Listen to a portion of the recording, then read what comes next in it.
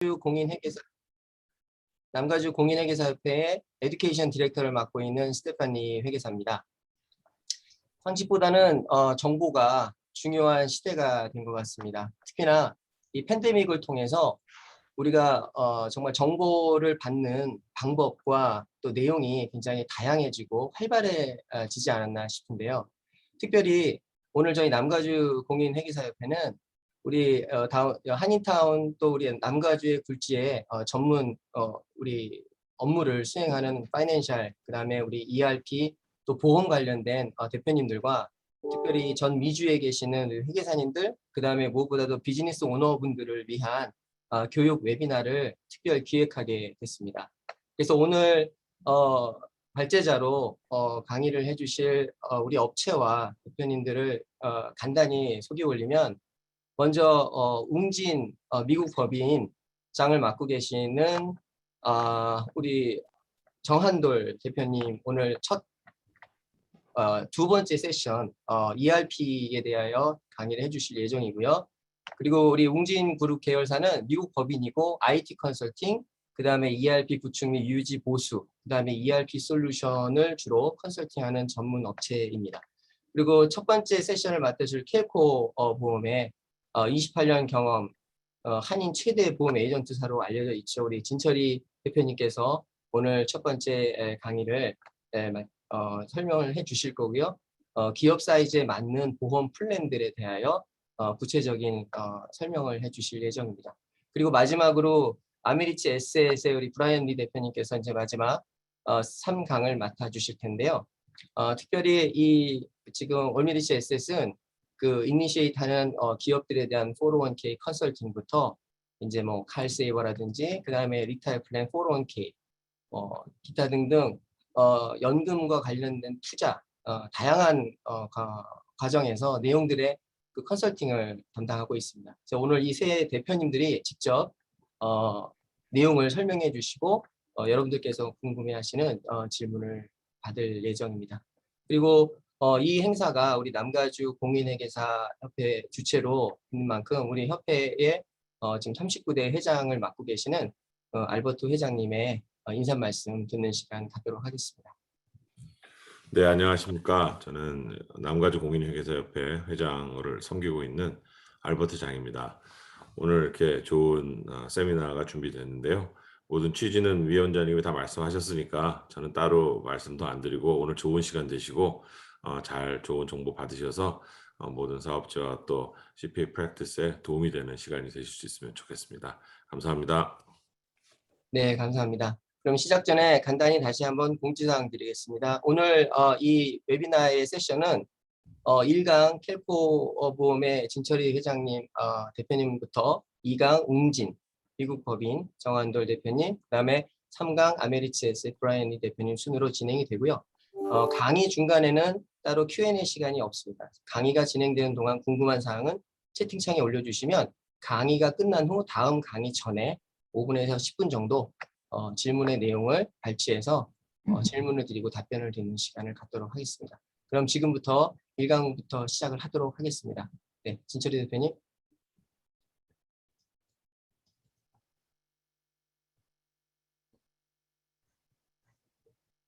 지금 쉐어링 화면이 잘 보이시나요, 혹시? 네, 잘 보입니다. 네, 안녕하십니까. 저는 켈코 보험 대표를 맡고 있는 진철희입니다. 이거 큰 절로 인사를 드려야 되는데 강의가 화면 강의라서 일단 이 상태로 인사를 다시 한번 드리겠습니다. 이렇게 참석해 주셔서 감사하고요. 제가 첫 번째 맡은 강의는 Employee Benefit, 저희가 일반적으로는 건강보험과 관련된 사항이라고 이해하시면 될 것 같고요. 그리고 건강보험과 관련된 또 기타 HR과 관련된 컴플라이언스 체크리스트를 오늘 알려드리려고 합니다. 먼저 저희가 5가지를 오늘 말씀드리려고 그러는데요.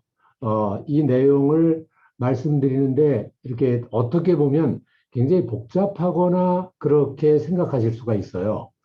그룹 건강보험 혹은 일반 건강보험, 개인 건강보험, 또 government providing 건강보험 이렇게 되면 굉장히 복잡한 수순으로 가면 머리가 혼란해집니다. 그래서 오늘은 좀 간략하게 정리를 하는 시간을 먼저 갖고 그 다음에 쉽게 모든 부분을 정리된 상태로 알려드리도록 그렇게 하겠습니다. 먼저 미국의 건강보험 제도는 얘기를 하다 보면 이렇게 구분을 하면 굉장히 복잡한 느낌이 듭니다. 아주 이렇게 복잡하지? 이 PPO는 뭐지? HMO는 뭐지? EPO는 뭐지?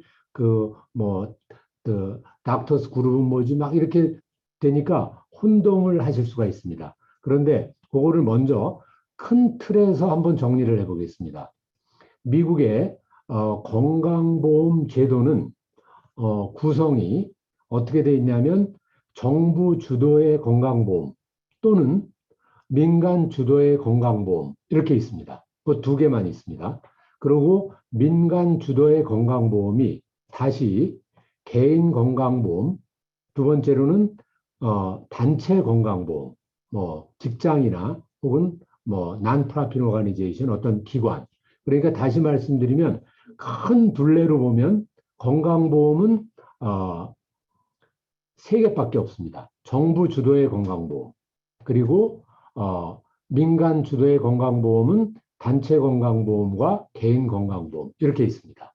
그리고 정부 주도의 건강보험도 다시 두 개로 구분을 할 수가 있습니다.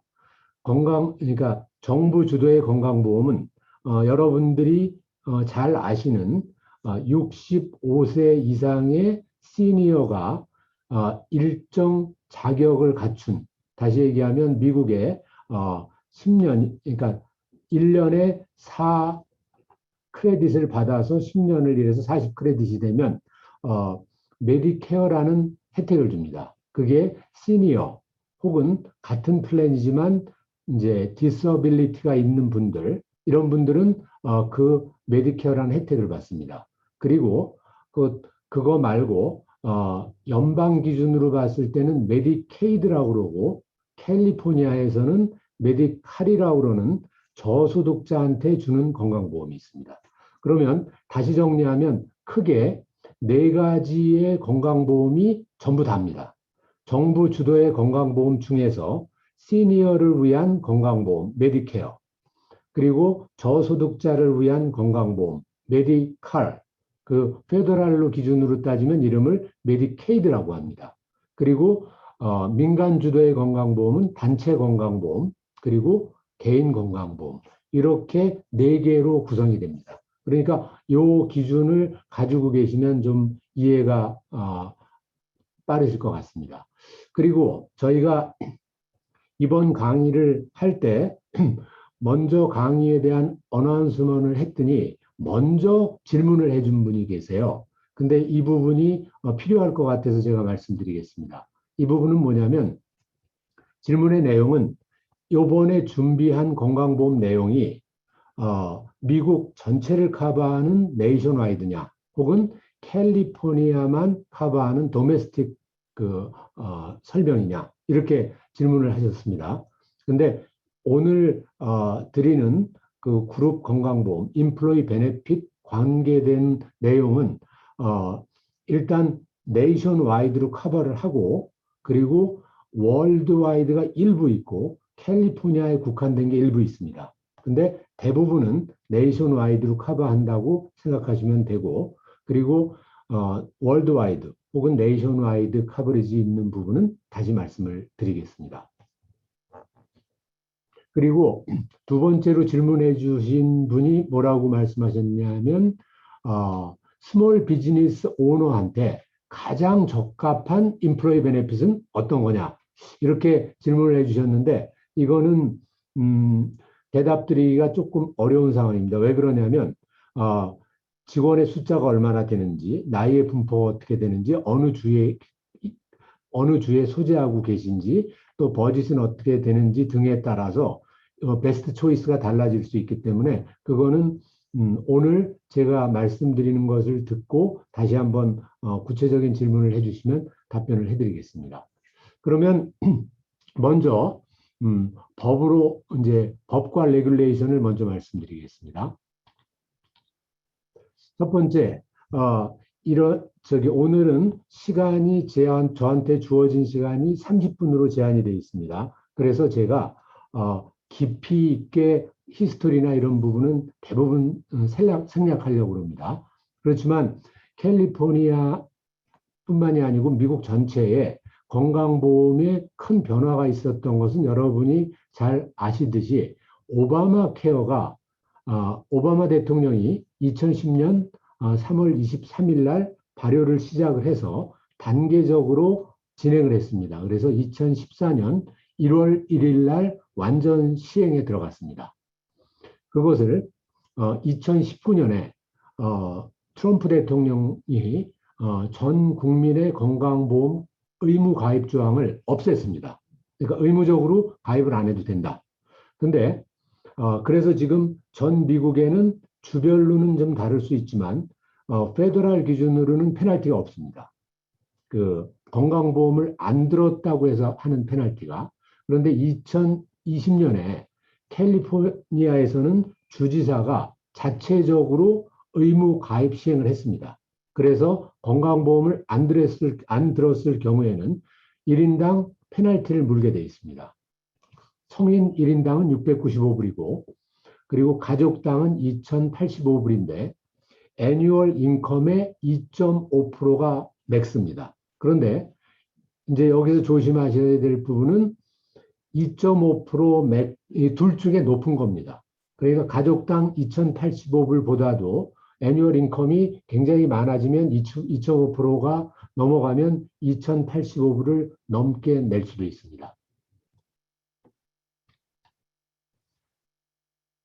그리고 요거는 우리가 regulatory requirement인데 이 부분은 이제 employee benefit 부분으로 말씀드리는 겁니다. 요거는 전 미국에 전체적으로 시행이 되는데 2016년부터 종업원을 50명 이상의 풀타임을 고용하고 있는 사람들은 건강보험을 제공해 주게 되어 있습니다. 그런데 만약에 건강보험을 제공을 안 했을 경우에는 페널티가 있습니다. 페널티가 1인당 2,700불입니다. 2,700불. 그런데 이거 굉장히 강한 겁니다. 그러니까 요거를 간과하시면 안 됩니다. 그래서 페널티가 만약에 우리 종업원이 전체로 합쳐서 풀타임 종업원이 100명이 있으면 첫 번 30명까지는 그 페널티가 웨이브가 됩니다. 그러니까 다시 말씀드리면 100명 마이너스 30명, 그럼 70명이 되죠. 70명에 2,700불을 내게 됩니다. 그러니까 금액으로 환산을 하면 연간 18만 9천 불의 페널티를 내게 됩니다.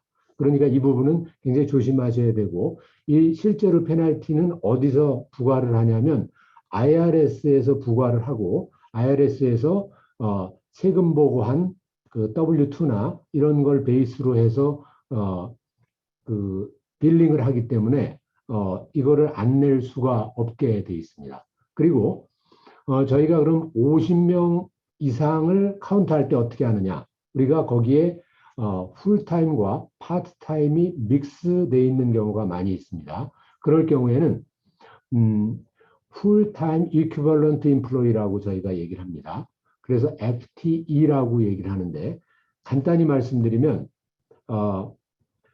풀타임 그리고 풀타임으로 건강보험에서 카운트하는 거는 30시간 이상을 카운트합니다. 저희가 일반적으로는 풀타임을 40시간으로 보통 얘기를 하는데, 건강보험을 들어줘야 되는 자격 요건의 일주일 근무 시간은 30시간입니다.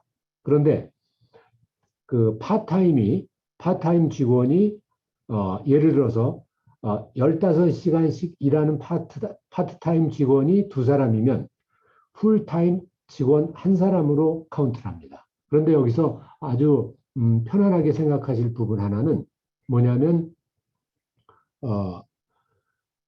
풀타임을 많이 고용하고 계신 분이 있죠. 예를 들어서 그러면 거기에는 그 업무 특성상 예를 그냥 듭니다. 예를 드는데 풀타임은 하나도 없고 파트타임만 15시간씩 근무하는 사람이 종업원이 200명이 있습니다.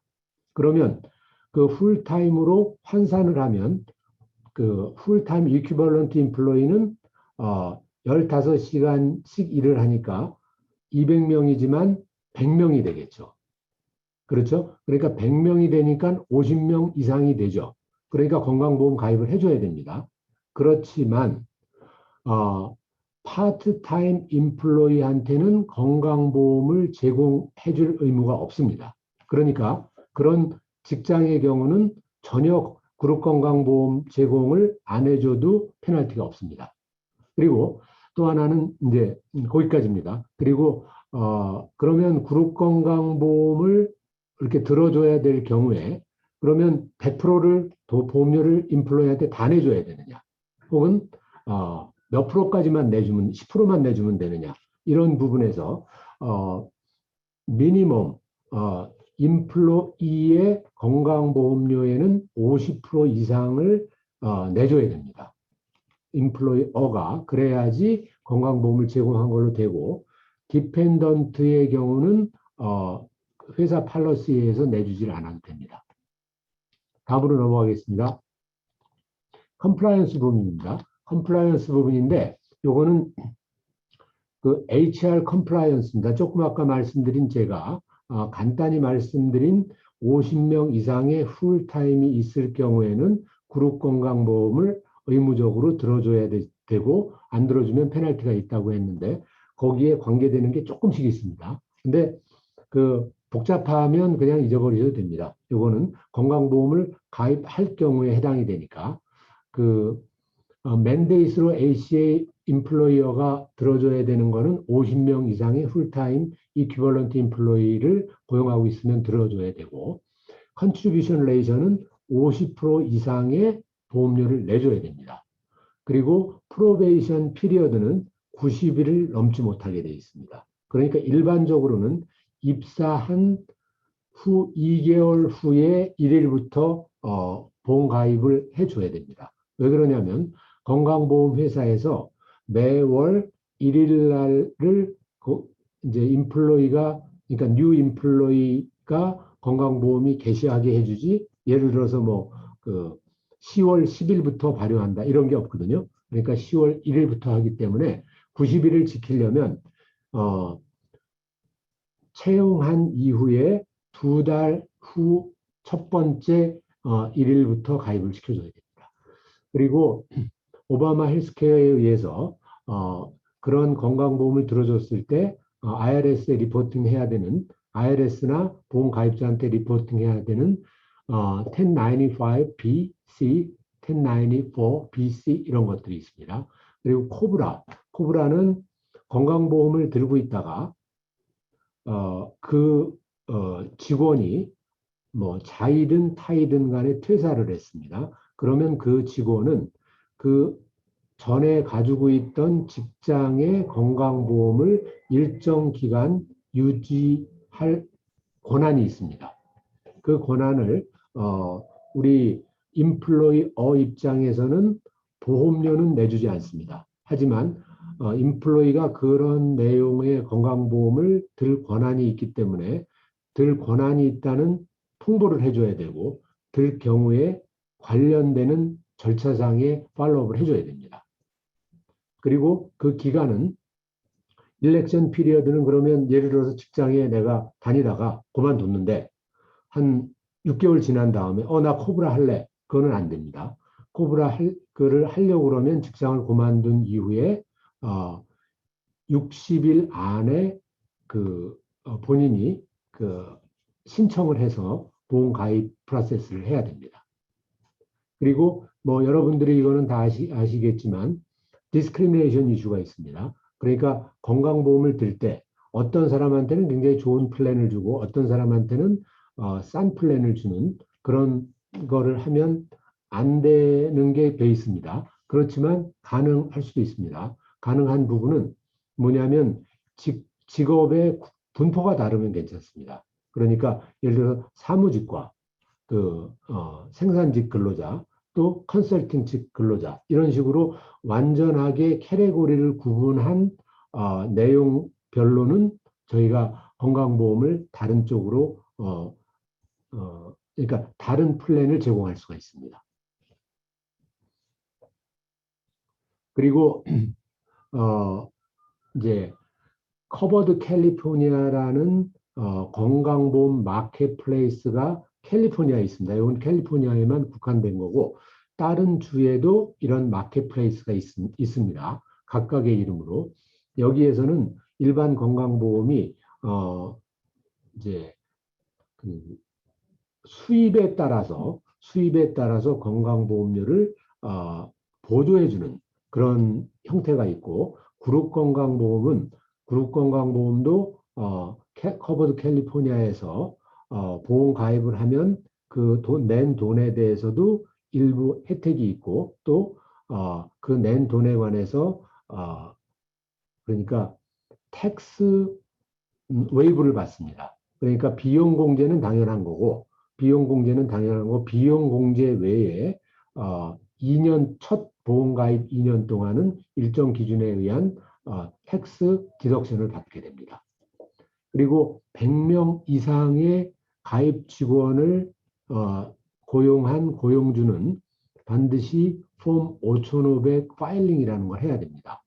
그거는 보험이 만료된 후에 210일, 그러니까 보통 일반적으로 1월 1일부터 12월 31일까지 보험 가입이 돼 있다고 하면 갱신을 한 후에 210일 이후, 그러니까 7월 31일이 되겠죠. 7월 31일에 까지 폼 5500을 파일링을 해야 됩니다. 그런데 예를 들어서 보험이 2월 1일 시작해서 1월 1일 날 끝나는 그룹도 있습니다. 그런 경우에는 7월 30일이 아니고 210일인데 대강 계산하면 8월 30일 정도가 되겠습니다.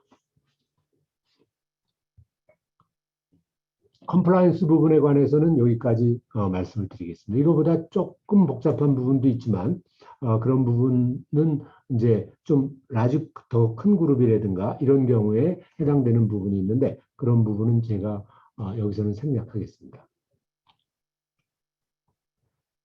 그리고 아까 제가 말씀드렸죠. 근데 그거는 제가 처음에 말씀드린 건강보험의 기준을 좀 알고 계시면 그거를 머릿속에 좀 가지고 계시면 복잡한 건강보험이 좀 정리가 되십니다.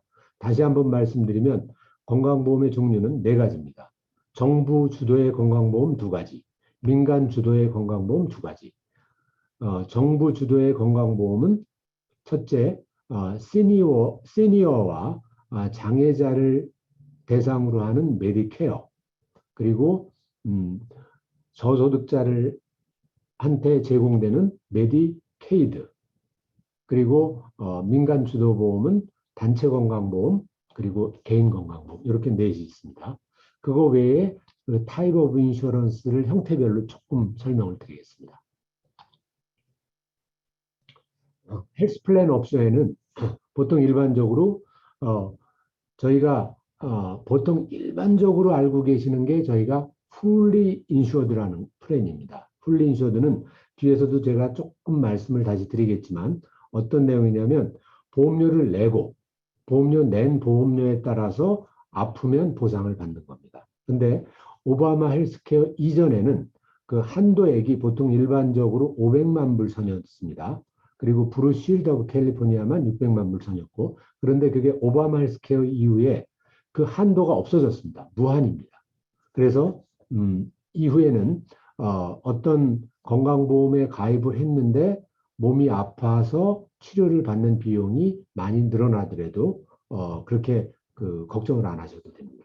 그리고 실제로 그러면 건강보험료가 이렇게 많이 나올 수 있냐? 근데 실제로 많이 나옵니다. 그래서 오바마 헬스케어에서 맥시멈이 없어지기 이전에 미국에서 파산하시는 분의 약 60%가 의료보험 파산이라고 돼 있습니다. 그러니까 제가 아시는 그 가까운 분의 사모님께서 갑자기 뇌출혈로 쓰러지셨는데, 그래서 시더사이나에서 치료를 받으셨는데 2주 만에 빌링이 왔는데, 물론 이제 그건 나중에 그 보험회사하고 정리를 해야 될 거지만 178만 불이 나왔다고 합니다. 그리고 말이 좀 흘렀습니다. 그 풀리 인슈어드와 셀프 펀디드 프로그램이 있습니다. 풀리 인슈어드는 말씀드린 대로 보험료를 내면 내 직무는 다 끝납니다. 그리고 셀프 펀디드라는 거는 내가 보험 관리를 하는 겁니다. 그러니까 뒤에서 좀 말씀드리겠지만 내가 관리에 필요한 비용만 내고 클레임을 내가 관리를 하는 거죠. 그러니까 그런 분들 있잖아요. 나는 보험료만 1년에 뭐 10,000불 냈는데 나는 병원에 가본 적도 없어. 이런 분들 있지 않습니까? 그런 분들이 이제 셀프 펀디드로 가는데, 보통 그룹에서 보통 250명 이상이 되면 셀프 펀딩 프로그램으로 하는 게 좋다고 합니다. 그래서 풀리 인슈어드와 셀프 펀디드 이런 두 개의 프로그램이 있고, 그러니까 요거는 아까 말씀드린 4가지 범주하고 벗어난 겁니다. 벗어나고 다른 형태별로 분류한 거고, 그리고 도메스틱과 글로벌이 있습니다. 도메스틱은, 여기서 도메스틱이라고 그러는 거는 캘리포니아를 얘기하는 게 아니고 네이션와이드로 미국을 얘기하는 겁니다. 그리고 글로벌이라는 거는 미국 외에 다른 나라에 가서 혹은 다른 나라에서 온 사람이 이제 보상받는 것을 글로벌 프로그램이라고 합니다. 그러니까 글로벌 프로그램을 다시 말씀드리면, 저희가 미국에 한국의 지사가 있는데, 미국에 있는 한국의 지사입니다. 근데 미국에 있는 한국에 있는 큰 회사 대그룹에 있고 미국의 지사가 있는데, 미국 지사에 한국에서 파견 온 사람들이 있습니다. 또 미국에서 파견을 갈 사람이 있습니다. 한국으로 파견을 갈 사람이 있습니다. 그런 사람들을 같이 보험을 들 수 있는 거를 글로벌 프로그램이라고 하는데, 그러니까 밖으로 나가는 사람을 엑스팻, 또 인팻 이런 식으로 구분을 합니다. 그리고 아까 말씀드린 대로 캘리포니아는 온 익스체인지와 아웃 익스체인지가 있습니다. 이거는 그렇게 중요한 부분은 아니니까 옵션을 다음 번으로 넘어가겠습니다. 그리고 이제 그룹 건강, 아까 이제 제가 말씀드렸듯이 인플로이 베네핏이라고 말씀드렸지 않습니까? 인플로이 베네핏에는 여러 가지 형태의 베네핏이 있습니다. 그런데 인플로이 베네핏의 가장 큰 비중을 차지하는 것은 그룹 건강보험이고, 그 다음에 덴탈 보험, 또 비전, 또 그 다음에 그 그룹 라이프, 또 AD, 그러니까 롱텀 디서빌리티, 숏텀 디서빌리티, 또 다른 이런 베네핏들이 뭉쳐서 될 수가 있습니다. 그런데 건강보험은 그룹 건강보험, 그러니까 인플로이 베네핏에 해당하는 그룹 건강보험은 보험을 들었을 때 유리한 부분을 말씀드리면, 보통 일반적으로 그룹 건강보험과 개인 건강보험 기준으로 보면 그룹 건강보험이 보험료도 조금 싸고, 또 그 상대적으로 커버리지가 좀 좋고 초이스가 많습니다. 그리고 두 번째로 그룹 건강보험에서 내는 건강보험료는 비용으로 정비 처리가 됩니다.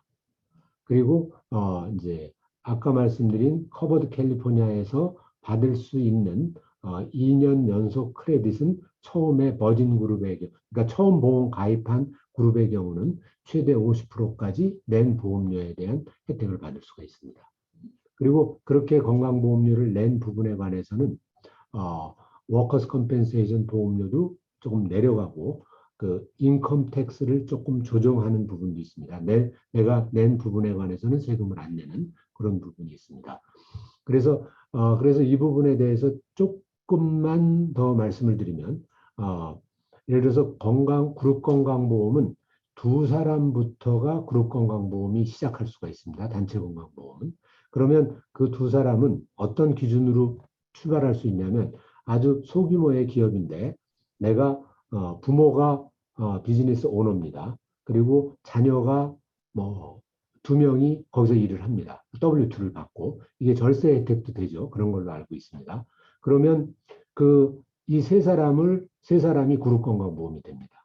또 여기에 또 그 어떤 어시스턴트 한 분이 또 있습니다. 그럼 4명이 되죠. 4명이 되는데 4명 중에서 요 어시스턴트 한 사람은 보험 들어주기가 싫다 그러면 안 됩니다. 이분 들어줘야 됩니다. 그래서 전체적으로 건강보험 들을 때는 전체 직원의 75% 이상을 보험을 들어줘야지 그룹 건강보험으로 판단을 해서 억셉을 합니다. 그리고 HR 임플리멘테이션 체크리스트가 있습니다.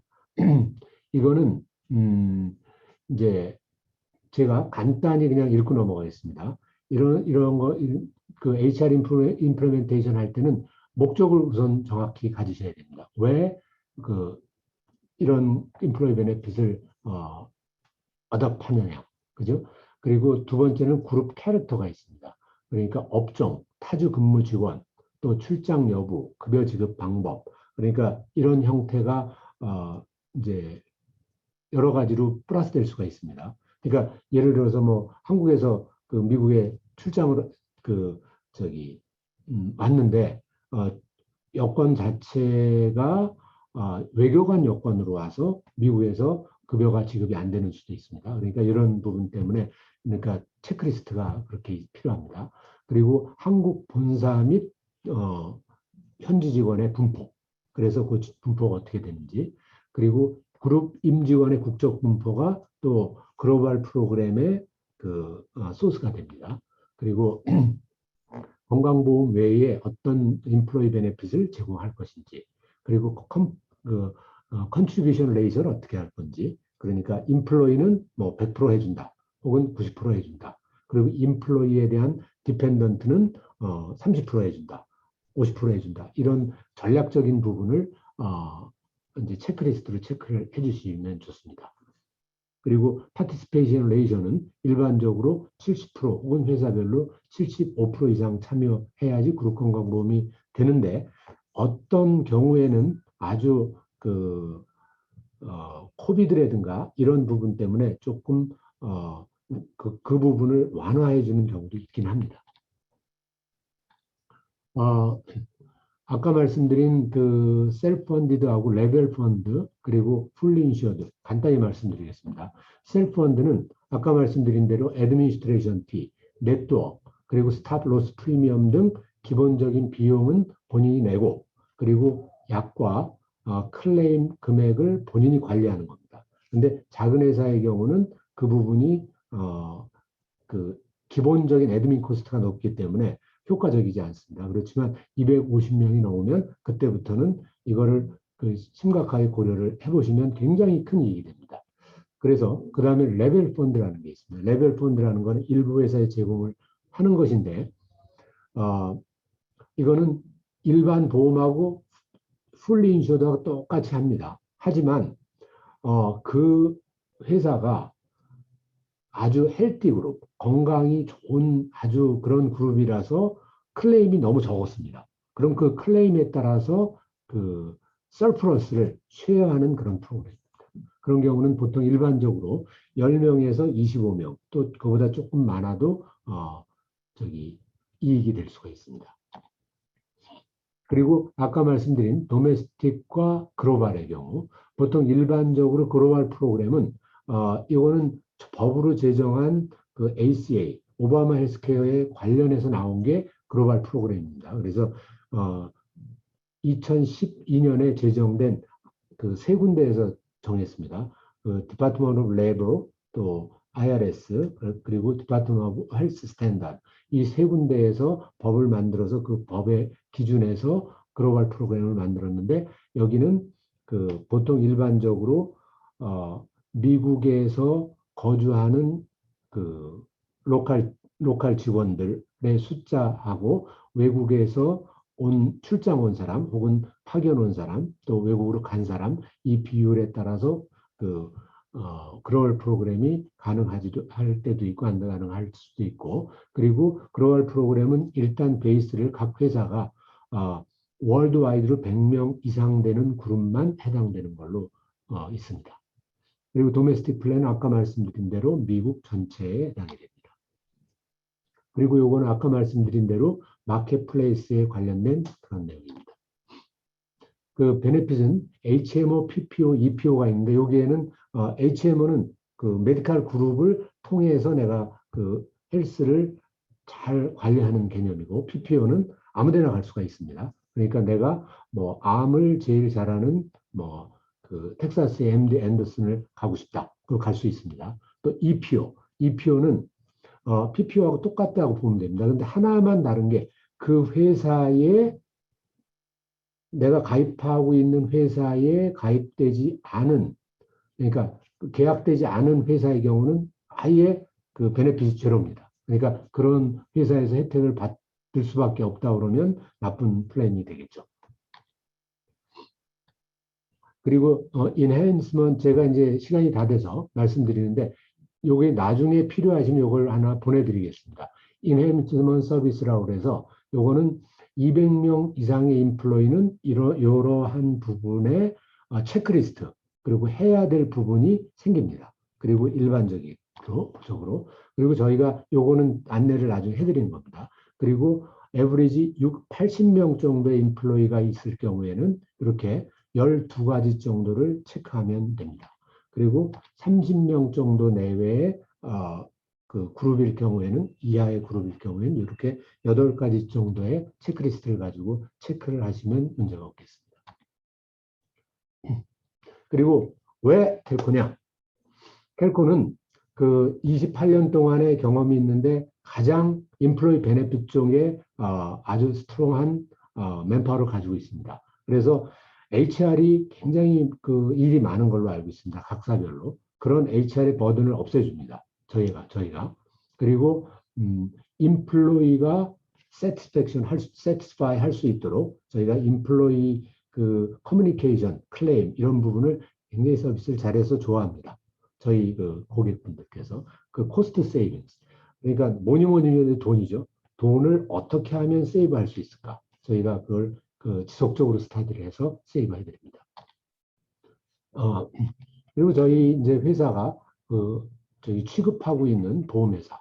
그러니까 뭐 여러 가지 뭐 저희가 앤턴 브로크로스, 브루실드, 에트나, 시그나 이런 회사들을 저희가 취급을 하고 인플로이 베네핏뿐만 아니라 저희가 하는 것은 종합보험입니다. 그래서 저희는 인베스트먼트 외에 모든 보험을 취급을 하면 됩니다.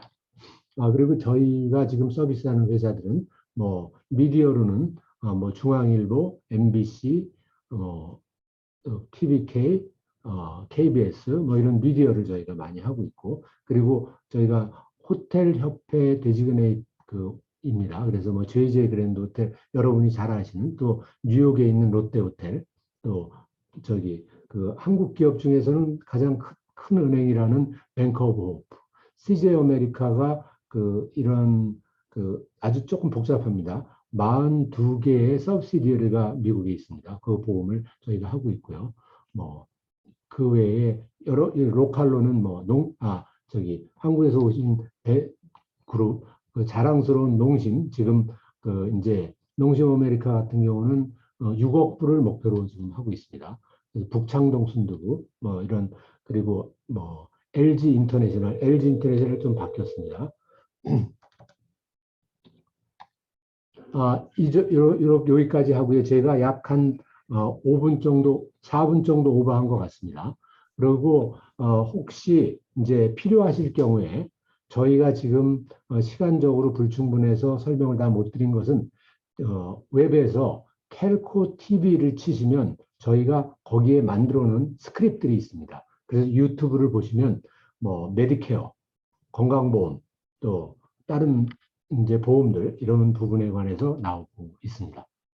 그럼 저는 여기에서 이제 강의를 5분이 지나서 대단히 송구스럽고요.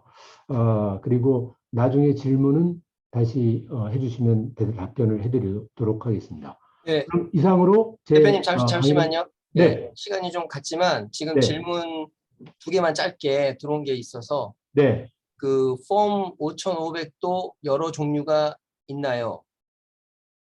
라는 질문 하나 하고요. 네. 403B 리타이어먼트 플랜 관련해서 파일 하는데 보험 관련해서도 해야 합니까? 네, 말씀드리겠습니다. 예. 첫 번째 5,500 파일은 한 종류밖에 없습니다. 그러니까 인원수만 많다 뿐이지. 그리고 저희가 리포트해야 되는 날짜가 언제 해야 되느냐 그 차이지.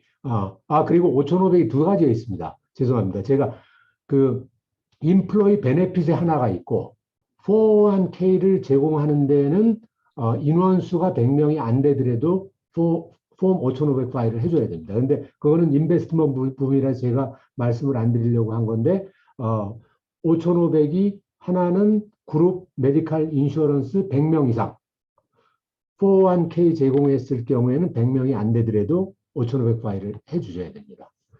그리고 네.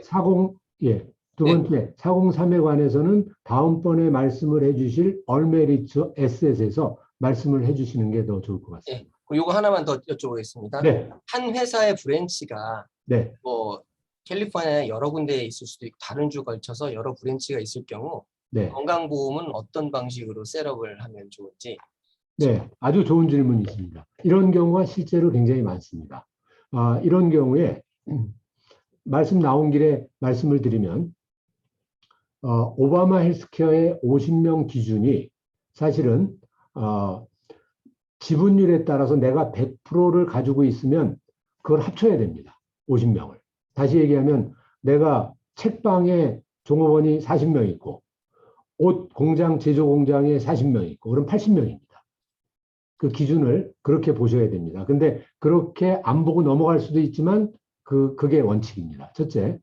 그리고 두 번째 지금 말씀해 주신 이제 캘리포니아 외에 본사가 뉴욕에 있고 그리고 캘리포니아 쪽에 혹은 타주에 인원이 있을 경우에 이런 경우에는 이제 머저리티가 50% 이상 돼 있는 주를 베이스로 하든지 아니면 홈 오피스가 메인에 있는 회사로 하게 됩니다. 이상입니다. 그리고 네. 이게 약간 복잡한 거는 있지만 그거는 좀 시간이 걸리기 때문에 조금 더 스페시픽한 내용은 별도로 저희한테 연락을 해주시면 말씀을 드리겠습니다. 감사합니다. 네, 복잡한 그 보험 또 방대한 내용을 정말 짧은 시간 안에 정말 간결하고 정말 알아야 될 코어 엑기스만 잘 설명해 주시고 수고해 주신 우리 진철이 대표님께 감사의 말씀 드립니다. 예, 다음 강의는 우리 웅진 미국 법인의 정한돌 대표님께서 해주시겠는데요. 제가 강의 전에 지금 이 웨비나에 들어와 있는 회계사님께 다시 한번 안내 말씀드립니다. 지금 등록을 하시고 저에게 등록했다고 이메일 컨펌을 안 해주신 회계사님들도 더러 있으신데 이 강의가 웨비나가 끝나기 전에 저에게 반드시 이메일로 또 링크 여부를 확인 부탁드리겠습니다. 나중에 발행을 받으시는데 차질이 있을 수 있으니 협조를 다시 한번 부탁드리고요. 제2강 우리 그 웅진 법인의 정한돌 우리 대표님께서 ERP에 대하여 설명하시는 시간을 갖도록 하겠습니다. 네, 대표님. 네, 소개받은 웅진 미국법인의 정한돌 대표입니다. 화면 잘 보이시죠? 네. 자, 오늘 200명이나 넘는 많은 분들이 참석을 해주시는데요. 조만간 좀 시절이 좋아지면 꼭 현장에서 다시 한번 만나 뵙게 되기를 간절히 바랍니다. 오늘 제가 맡은 내용은 ERP 관련된 내용인데 이 내용을 어느 정도 수준으로 맞춰야 될지가 굉장히 좀 고민스러웠습니다. 왜냐하면 ERP가 무엇인가부터 시작을 해야 될 것인가, 그죠? ERP 개요부터 시작을 할 것인가, 아니면은 어느 정도 ERP를 좀 아신다고 보고 조금 더 한 단계 나간 내용을 해야 되느냐, 그렇게 좀 고민을 많이 했는데요. ERP라는 게 이미 오래전부터 나와 있던 기술이죠. 새로 나온 기술도 아니고 이미 많은 회사에서 지금 쓰고 있고 아마 오늘 참석하신 분들 중에 아마 많은 분들은 이미 경험을 해 보셨으리라고 제가 생각을 합니다. 그래서 여러분들이 ERP를 어느 정도 아신다고 가정을 하고 그 다음 내용으로 그렇게 준비를 해서 오늘 주제는 우리는 왜 ERP 프로젝트를 실패하는가 하는 어떤 실패 사례를 한번 분석을 해보고요. 그 대응책을 한번 생각을 해보자. 그런 시간을 갖도록 하겠습니다. 다음번에 혹시 ERP의 개요에 대한 내용도 좀 듣고 싶다 하는 이제 요청이 좀 있다고 하면 우리 주최 측하고 좀 상의를 해서 다음 세션에는 좀 그런 내용도 한번 자리를 마련해 보도록 하겠습니다. 자, 그러면은 그 내용에 들어가도록 하겠습니다. 자, 지금 화면에 보시면 이 사장님이 굉장히 지금 화가 많이 나 있어요. SAP 했더니 개판이야. 그리고 뭐 엄청 지금 화를 내고 계세요. 그 SAP 여러분들 잘 아시죠?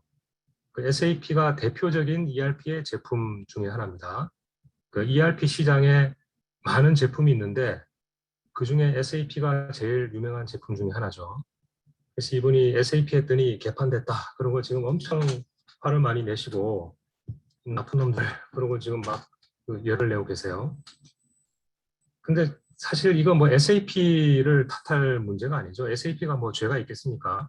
이미 수많은 회사들이 SAP를 잘 쓰고 있는데 틀림없이 이 회사는 프로젝트를 뭔가 잘 못하고 있는 것 같아요.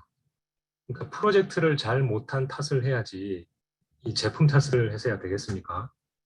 그래서 우리가 이 어떻게 하면 프로젝트를 잘 할 수 있는지 그런 내용을 좀 얘기해 보려고 합니다. 저는 개인적으로는 이 SAP 컨설턴트로서 지난 한 20년 넘게 이 업계에서 이제 컨설팅을 해왔습니다. 한국에서도 10년 넘게 많은 프로젝트를 했고요. 제가 2009년도에 미국에 왔는데 미국에 와서도 지난 10년 동안 많은 프로젝트를 제가 경험을 했습니다. 근데 제가 이제 한국에서 이 프로젝트를 할 때 보면은 어지간하면은 이게 실패하는 경우가 잘 없어요. 그러니까 어지간하면은 그냥 프로젝트를 다 해냅니다. 그러니까 가령 예를 들면 프로젝트를 뭐 1년 동안 하기로 했는데 뭐 이런저런 사정으로 하다 보니까 뭐 한 1년 3개월 됐다라든지 뭐 50만 불 들여가지고 뭔가 하기로 했는데 하다 보니까 뭐 한 60만 불 썼다. 뭐 이런 경우는 뭐 가끔 있겠습니다만은 뭐 대단한 실패 이런 거는 뭐 잘 없는 편이거든요. 한국에서는. 근데 제가 미국에 와서 이렇게 보니까 너무나 많은 실패들이 있어요. 제가 뭐 얼핏 보면은 뭐 프로젝트 한 10개 하면은 한 5개는 실패한다 할 정도로 너무나 많은 실패 사례가 미국에 있습니다. 그래서 왜 한국은 프로젝트를 그렇게 잘 해내는데 미국은 이렇게 실패가 많은가 하는 것들을 제가 또 면밀히 좀 관찰한 바가 있고 뭐 그런 내용들도 아울러 같이 좀 소개를 드리도록 하겠습니다. 자, 제가 대표적인 실패 사례를 하나 가지고 왔는데요. 이 회사의 경우를 한번 보겠습니다. 자, 이 회사는 말이죠. 이 회사는 150만 불의 예산을 가지고 1년 동안 프로젝트를 하려고 처음에 계획을 했는데 하다 보니까 시간이 4년이나 걸리고 돈을 1,000만 불 가까이 썼다. 이거 뭐 말도 안 되는 대실패죠. 정말 뭐 바보 같은 이제 짓을 한 건데 왜 이 회사는 이런 바보 같은 짓을 벌였는지 제가 그 원인을 몇 가지를 한번 좀 꼽아봤습니다. 그래서 그 원인들을 한번 좀 소개를 좀 드릴게요. 자, 첫 번째. 프로젝트의 목적과 목표와 방향성이 없다 보니까 범위가 무한정 증가하더라. 뭐 이런 얘기입니다. 무슨 얘기인고 하니, 자, 프로젝트가 시작됐습니다. 자, 이러이러한 내용으로 프로젝트를 하기로 계획을 세우고, 자, 시작했는데, 그 다음 주에 어떤 직원이 와서 이런 얘기를 합니다. 아, 우리 이런 것도 필요한데, 이거 왜 범위에 빠졌어요? 이거 꼭 들어가야 됩니다. 이거 없으면 우리 업무 못해요. 이렇게 얘기를 합니다. 예, 알겠습니다. 필요하다면 당연히 해야죠. 근데 그러면은 금액이 한 20만 불 늘어나고요. 기간이 한 3개월쯤 늘어날 것 같습니다. 뭐, 이렇게 됐습니다. 또 한 일주일쯤 지나가지고 또 다른 직원이 와서 또 비슷한 얘기를 합니다. 아, 우리 뭐 이러쿵저러쿵 해서 은행하고 뭐 인터페이스를 해야 되는데 이거 없으면은 우리 뭐 노가다 할 게 너무 많아요. 꼭 해주세요. 예, 알겠습니다. 뭐 금액 한 20만 불 늘어나고요. 기간은 한 6개월 늘어납니다. 뭐 이렇게 되는 거죠. 150만 불짜리로 시작한 프로젝트가 눈 깜짝할 사이에 300만 불, 400만 불 되는 게 그냥 아주 쉽게 순식간에 돼버립니다. 여러분들 보시기에는 너무 바보 같은 일 아닙니까? 처음부터 이거를 잘 정리하고 시작을 해야지 왜 프로젝트 시작하고 난 다음에 이런 얘기를 하냐 라고 우리가 쉽게 얘기를 할 수 있지만 사실 그게 좀 어렵긴 어려워요. 그러니까 자기의 어떤 요구사항, 자기의 리퀘어먼트를 잘 전달하는 것이 그게 쉬운 일은 아니거든요. 그래서 여러분들도 아마 지금 여러분들 하고 있는 업무를 뭐 시스템 개발한다 하고 한번 업무를 설명한다 하면은 한 50%, 60%밖에 설명을 못할 가능성이 많아요. 그만큼 좀 어렵긴 어렵습니다. 그 다음에 커뮤니케이션 오류도 굉장히 많습니다.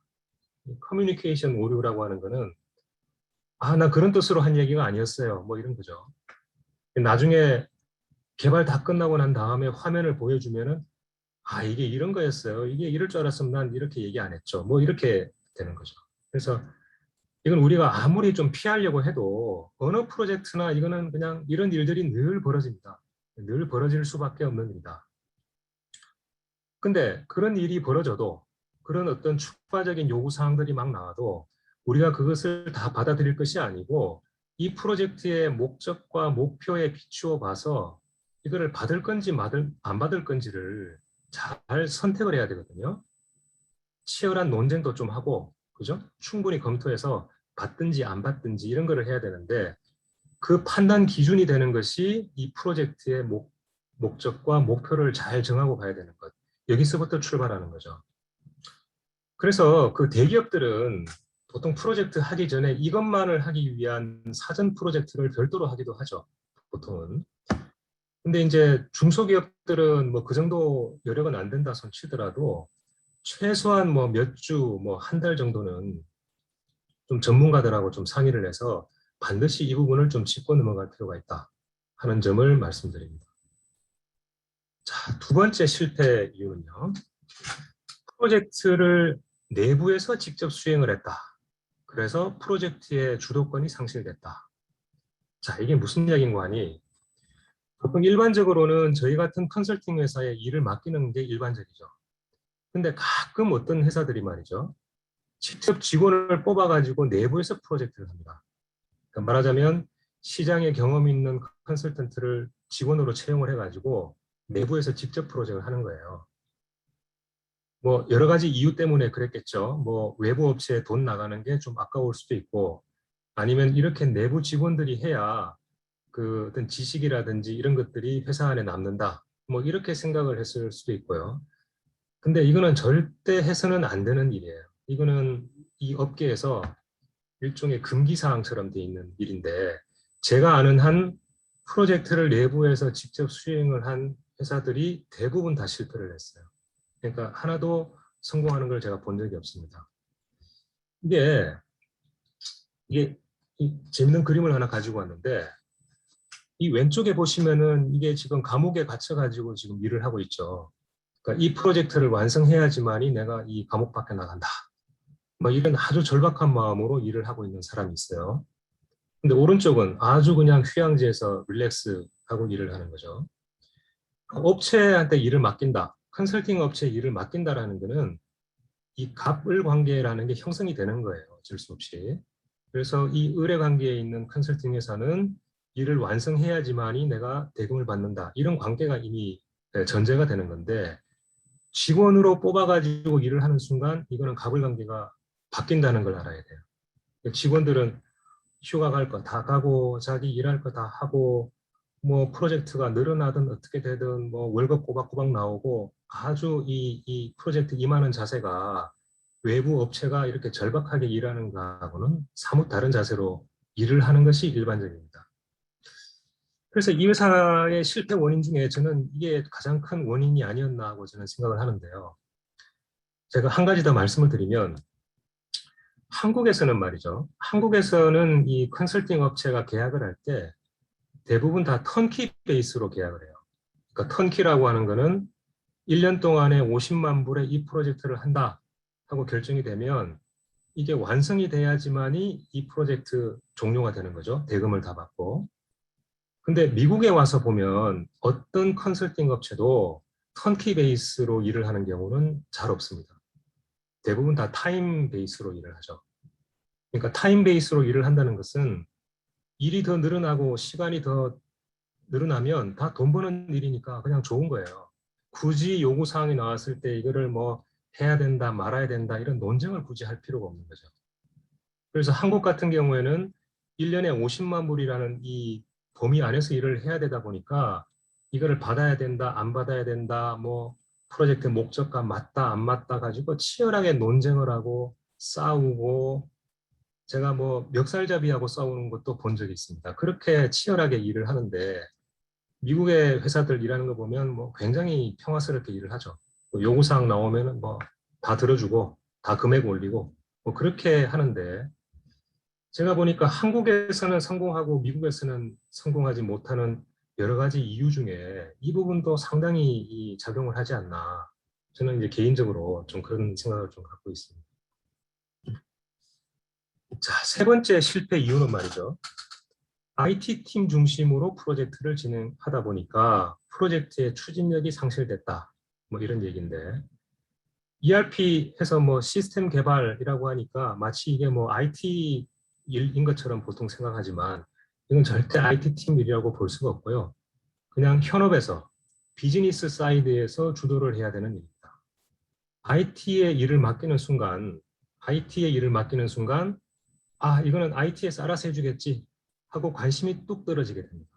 그래서 IT팀의 일을 맡기지 마라 하는 것도 이 업계에서 이 불문율처럼 되어 있는 일입니다. 근데 이 회사는 뭐 대표적으로 이런 실수를 해서 뭐 이런 결과를 초래했죠.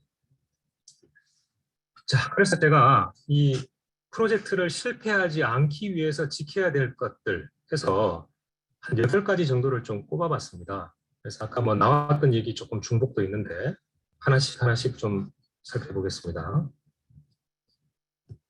자, 첫 번째, 계획 단계에서 이미 승부는 결정난다.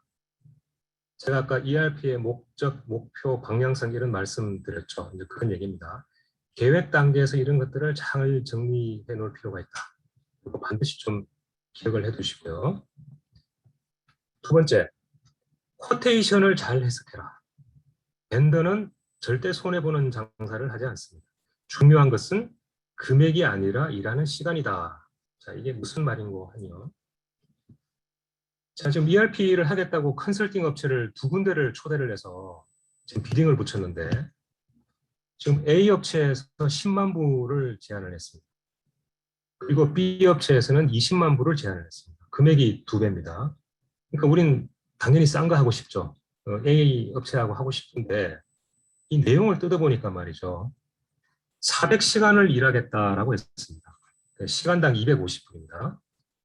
B라는 업체는 2000시간을 일하겠다라고 하고 100불, 시간당 100불이죠.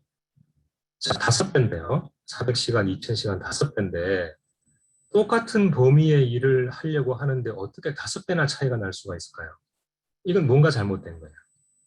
이거는 A 업체가 과소평가했든지 B 업체가 이 일을 너무 과대평가했든지 뭔가 지금 잘못 이해하고 있는 거예요. 그래서 업체를 불러다 놓고 정확하게 이해를 시켜야 될 일이죠. 그런데 많은 회사들이 금액이 싸다는 이유로 A 업체를 선택을 하고 이렇게 얘기를 합니다. A 업체는 실력이 좋으니까 400시간이면 완성이 되는데 B 업체는 실력이 없어서 이렇게 일을 많이 해야 되나 보다 이렇게 얘기를 하는데 그런 일은 세상에 절대 없습니다. 400시간이고 450시간이다. 오케이. 뭐 이해가 되죠? 1000시간, 900시간 이해가 되는데 이렇게 차이가 난다면 이거는 반드시 이 내용을 짚고 넘어갈 필요가 있다. 이런 경우는 제가 그 1년에 적어도 한 번 정도는 겪은 일인데요. A 업체에서 나중에 한 1년쯤 지나고 난 다음에 저한테 찾아와서 400시간으로 시작했다가 결국 2000시간 들어갔습니다. 이렇게. 그래서 결국 50만 불 썼습니다. 이렇게 얘기를 합니다. 그러니까 이거는 실제 많이 발생하는 일입니다. 많이 발생하는 일이니까 이런 점들도 좀 기억을 해주시면 좋을 것 같습니다. 자, 다음. 능력에 맞게 차근차근히 하는 게 좋습니다. 빅뱅보다는 단계적 접근 방법으로. 자, 이게 무슨 얘기인가 하니 빅뱅, 한꺼번에 많은 것들을 동시에 수행을 하지 말고 조금씩 프로젝트를 나눠서 하는 것이 좋다. 대기업들은 빅뱅으로 해도 감당할 능력이 있는데 중소기업들은 빅뱅으로 하면 너무 힘들어요. 감당하기 너무 힘드니까 중소기업일수록 일을 쪼개서 하는 것이 좋다 하는 것이 제 생각입니다. 자, 다음. 구축보다는 유지보수가 더 중요하다. 구축 비용의 최소 20~30%는 매년 유지보수로 지출을 해야 한다. 저한테 가끔 현재 쓰고 있는 ERP 시스템 문제가 많다. 와서 진단을 좀 해주세요. 이런 경우들이 많거든요. 그래서 저희가 가서 이렇게 진단을 해보면 대부분의 경우는 구축 이후에 유지보수를 제대로 안 하고 있는 회사들이 참 많습니다. 구축하면 다 끝났다 라고 생각을 해서 유지보수에 그렇게 신경을 안 쓴 회사들, 그러니까 몇 년이 시간이 지나면 그 사이에 비즈니스 환경도 바뀌고 직원도 바뀌고 여러 가지 이제 변화가 있다 보니까 잘 유지되기가 힘들죠. 그래서 유지보수에도 우리가 꽤 많은 돈이 꾸준히 들어간다는 사실을 좀 알고 시작을 해야 됩니다. 자, 다음. ERP 외에 더 필요한 것은 없는가? 자, ERP 외에 말이죠. ERP 외에 어떤 솔루션들이 더 필요한지를 우리가 좀 따져볼 필요가 있습니다. 자, 이 그림에 보시면 이 가운데 ERP가 있어요. 가운데 ERP가 물론 회사의 가장 중심이 되고 기간 시스템이기 때문에 제일 중앙에 중심을 잡아줘야 되는데 이 외에도 수많은 회사에서 쓰고 있는 여러 가지 시스템들이 지금 있습니다. 제가 기억나는 것만 적었지 훨씬 더 많을 수도 있어요. 이런 것들은 지금 실제 회사들이 다 쓰고 있는 내용들이죠. SCM, CRM, HR 솔루션, 뭐 페이롤 시스템, 뭐 POS, 뭐 등등등등. 자, ERP가 모든 것을 다 해결해 주지 않습니다. 자, ERP가 모든 것을 다 해결해 주지 않다 보니까 ERP 외에 이 회사가 뭐가 더 필요한지 그런 것들을 처음 계획 단계에서 우리가 잘 플래닝을 할 필요가 있다 하는 점들을 다시 한번 말씀을 드립니다. 자, 다음. 생각보다 시간이 은근히 많이 걸린다. 자, 우리가 ERP를 한다는 것은 자, 이런 단계로 일을 하는 거거든요. 업무 분석, 설계, 개발, 검증, 교육, 데이터 이관, 안정화 이런 단계로 일을 하는데 이 중에서 이게 프로그램 개발하는 이 개발이라는 일은 사실 이 중에 아주 일부분의 일이에요. 근데 우리가 보통 ERP 시스템 개발한다 하면은 프로그램 개발하는 데 들어가는 시간만을 좀 생각하는 경향들이 있어요. 그래서 이외에 많은 필요한 일들이 있고 은근히 시간 많이 걸린다 하는 점들을 우리가 미리 좀 알 필요가 있습니다. 자, 레가시에 대한 미련을 버리십시오. 자, 레가시라고 하는 것은 여러분 현재 지금 쓰고 있는 시스템, 그죠? 현재 쓰고 있는 시스템과 새로운 ERP 제품이 들어오면 병행 운용할 생각은 가급적 하지 마시고 과감하게 컷 오프, 자르고 넘어가고 새로운 시스템으로 가는 것을 추천드립니다. 병행 운용해서 성공한 사례가 잘 없고요. 굉장히 이거는 힘든 일입니다. 그래서 가능하면 좀 과감하게 끊고 새 시스템으로 넘어가는 방법. 그것이 좋다고 생각합니다. 자, 이 마지막 내용인데요. IT팀에 맡기느니 시작하지 말라라고 제가 좀 단정적으로 이렇게 얘기를 했습니다. 주인 없는 프로젝트는 곧 실패해요. 자, 프로젝트를 하는 동안에 수많은 의사결정 사항들이 나옵니다. 수많은 이슈 사항들이 나오죠. 그때마다 빨리빨리 의사결정들을 해줘야 되는데 그 의사결정이 가능한 사람이 프로젝트 팀에 들어와서 일을 주도하는 것이 좋습니다. 그래서 제가 좀 단정적으로 말씀드려 죄송합니다만은 IT팀에 맡기느니 시작하지 마라 하고 저는 이렇게 얘기를 좀 하고 싶습니다.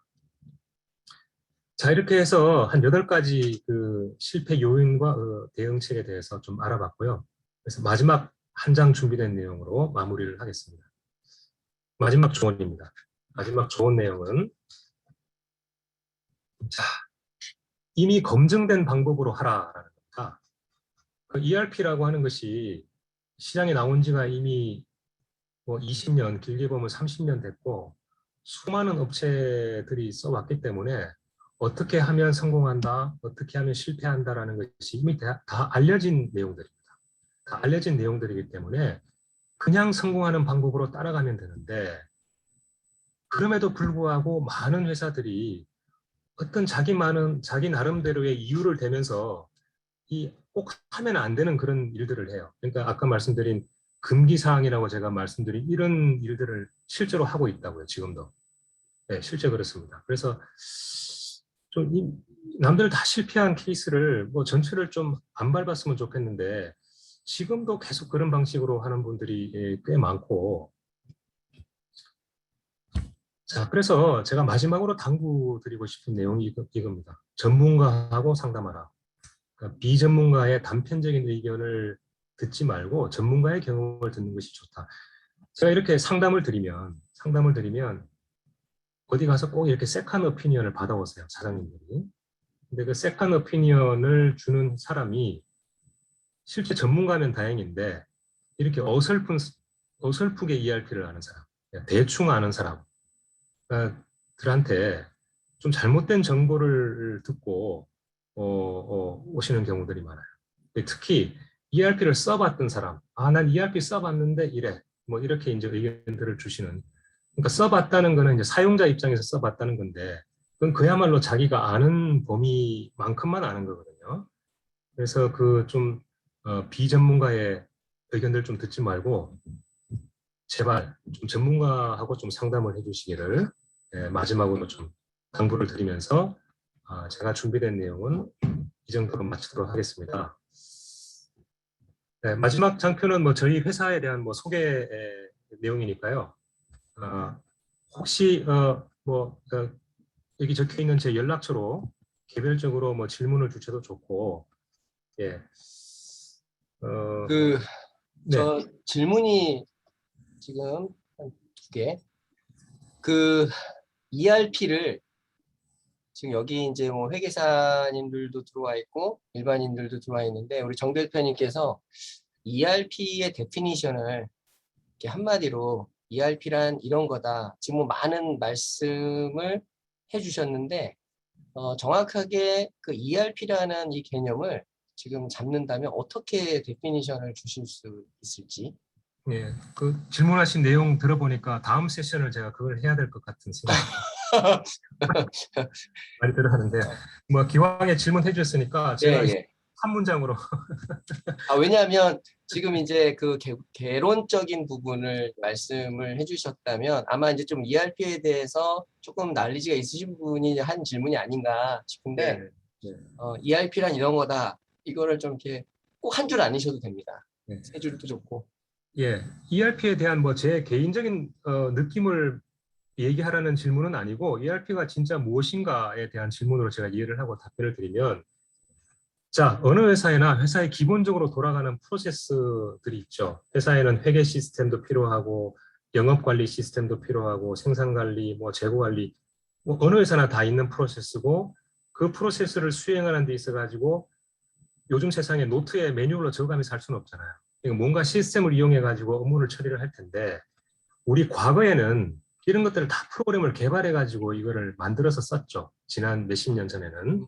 근데 지난 20년 전에 ERP라고 하는 것은 이미 그런 것들이 완성된 패키지로 나와 있는 것이 ERP입니다. 그래서 시장에 나와 있는 그 ERP 제품을 사가지고 우리 회사에 이렇게 딱 깔아놓으면은 그 안에 어카운팅 펑션도 있고, 세일즈 펑션도 있고, 그죠? HR 펑션도 있고, 그래서 그 안에서 우리 회사 업무를 하게 되는 그런 시스템을 우리가 ERP라고 30초 동안 설명을 드렸습니다. 저 질문이 또 하나 들어왔습니다. 이건 좀 실질적인 질문인가. 오피스 직원이 10명 정도인 회사에서 네. SAP 셋업하고 완전히 자리 잡는데 기간이 얼마나 걸릴까요? 네. 이것도 참 단정적으로 말씀드리기 어렵지만 뭐 한 최소 6개월 정도는 보시는 것이 좋고요. 6개월 이상 더 걸릴 수도 있습니다. 왜냐하면 저희 컨설턴트들이 들어가서 그냥 잽싸게 일을 하고 나오면 뭐 4개월, 5개월 만에도 끝낼 수 있겠지만 고객이 그 속도를 못 따라와요. 일반적으로. 이 진행하는 속도를 고객 측에서 따라오는 데 걸리는 시간이 있기 때문에 최소 6개월 이상 보는 것이 필요합니다. 마지막 질문은 ERP 제품을 선택하는 방법이 있다면 그 비법을 좀 간략하게 소개해 주실 수 있을까요? 시장에는 무수히 많은 ERP 제품들이 있죠. SAP뿐만 아니고 오라클 뭐 등등등 마이크로소프트 수많은 ERP 제품이 있는데, 그중에 뭐가 좋고 우리 회사에 맞는지를 선택하는 것은 고민이 많이 필요한 부분이긴 한데요. 그거는 이 짧은 시간에 제가 다 말씀 못 드리지만 제가 딱 말씀드릴 수 있는 내용은 듣도 잡은 제발 좀 하지 마라. 듣도 보도 못한 제품들은 하지 마라. 이미 SAP, 오라클 등등 마이크로소프트는 이미 알려진 제품이잖아요. 알려진 제품 하는 데는 큰 무리가 없다고 봐요. 근데 가끔 이런 제품도 있었나 하고 고개를 갸우뚱하게 만드는 이상한 제품들을 선택하시는 회사들이 있는데 그런 것들은 좀 말리고 싶은 생각입니다. 네, 짧은 시간 이 방대한 양을 어떻게 보면 오늘은 이제 개론적인, 그래서 아까 대표님 말씀하신 대로 기회가 된다면 이제 인터미디엇 어드밴스 ERP의 구체적인 내용을 들어볼 수 있는 기회를 마련했으면 하는 그런 욕심이 드는 그러한 강의였던 것 같습니다. 네, 감사드리고요. 이제 3강을 맡으실 올메리츠 에셋의 우리 이제 브라이언 리 대표님, 예, 3강 부탁드리겠습니다. 네, 안녕하십니까. 아메리츠 에셋의 브라이언 리입니다. 제 목소리 잘 들리세요? 네, 잘 들립니다. 잠시만요, 제가 모습도 잘 보입니다. 슬라이드 쇼를.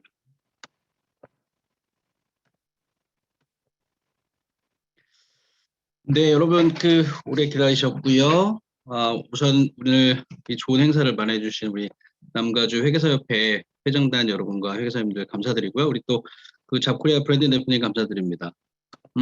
오늘은 시간이 길진 않지만 여러분들 기업연금과 관련해서 셋업하시고 관리하는 그런 매뉴얼에 대해서 잠깐 좀 말씀을 나눌 건데요. 우선은 여기에 보니까 지금 캘리포니아에 계시는 분들뿐만 아니라 타주에서도 많이 들어오신 것 같고, 회계사님들도 많이 계시고, 그리고 기존에 포럼케 플랜들을 운영하고 계시는 담당하시는 분들도 계시는 것 같고요. 이제 새로 시작하려고 하시는 분들도 많이 계신 것 같습니다. 그래서 제가 오늘 간단하게 한 20분, 25분 정도 여러분 매뉴얼로 쓸 수 있는 만한 이야기들을 좀 해드리는 걸로 하고요. 질문은 끝나시고 또 있으시면 같이 나누도록 하겠습니다.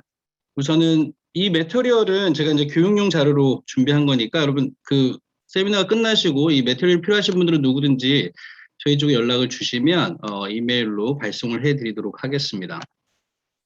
오늘 간단하게 말씀드릴 4가지. 네, 우선은 첫 번째 캘리포니아뿐만 아니라 지금 전국적으로 스테이트 단위에서 또는 시리 단위에서 기업연금 의무화 정책들이 많이 시행되고 있습니다. 2018년부터 시작됐고요. 그 이야기와 이제 우리가 어떻게 하면 기업 운영을 하시면서 세금 공제 플랜, 인플로이 베네핏 플랜을 하실 수 있는지에 대한 아이디어를 좀 드리는 걸로 하고요. 그리고 이제 새로운 플랜을 스타트업 하실 때 또는 기존에 가지고 계시다가 뭔가 어멘드를 하셔가지고 플랜을 변경하시는 경우들도 있으세요. 그래서 그런 경우에 우리가 좀 준비해야 되는 내용. 그리고 기존에 401k뿐만 아니라 펜션이나 이런 플랜들을 운영하고 계시다라고 하면 주의해야 할 사항들. 그래서 그다음 마지막으로는 저희가 현장에서 보는 많은 케이스들 가운데 가장 많은 실수들 또는 좀 비효율적인 방법들 하시고 계시는 것을 좀 짚도록 하겠습니다.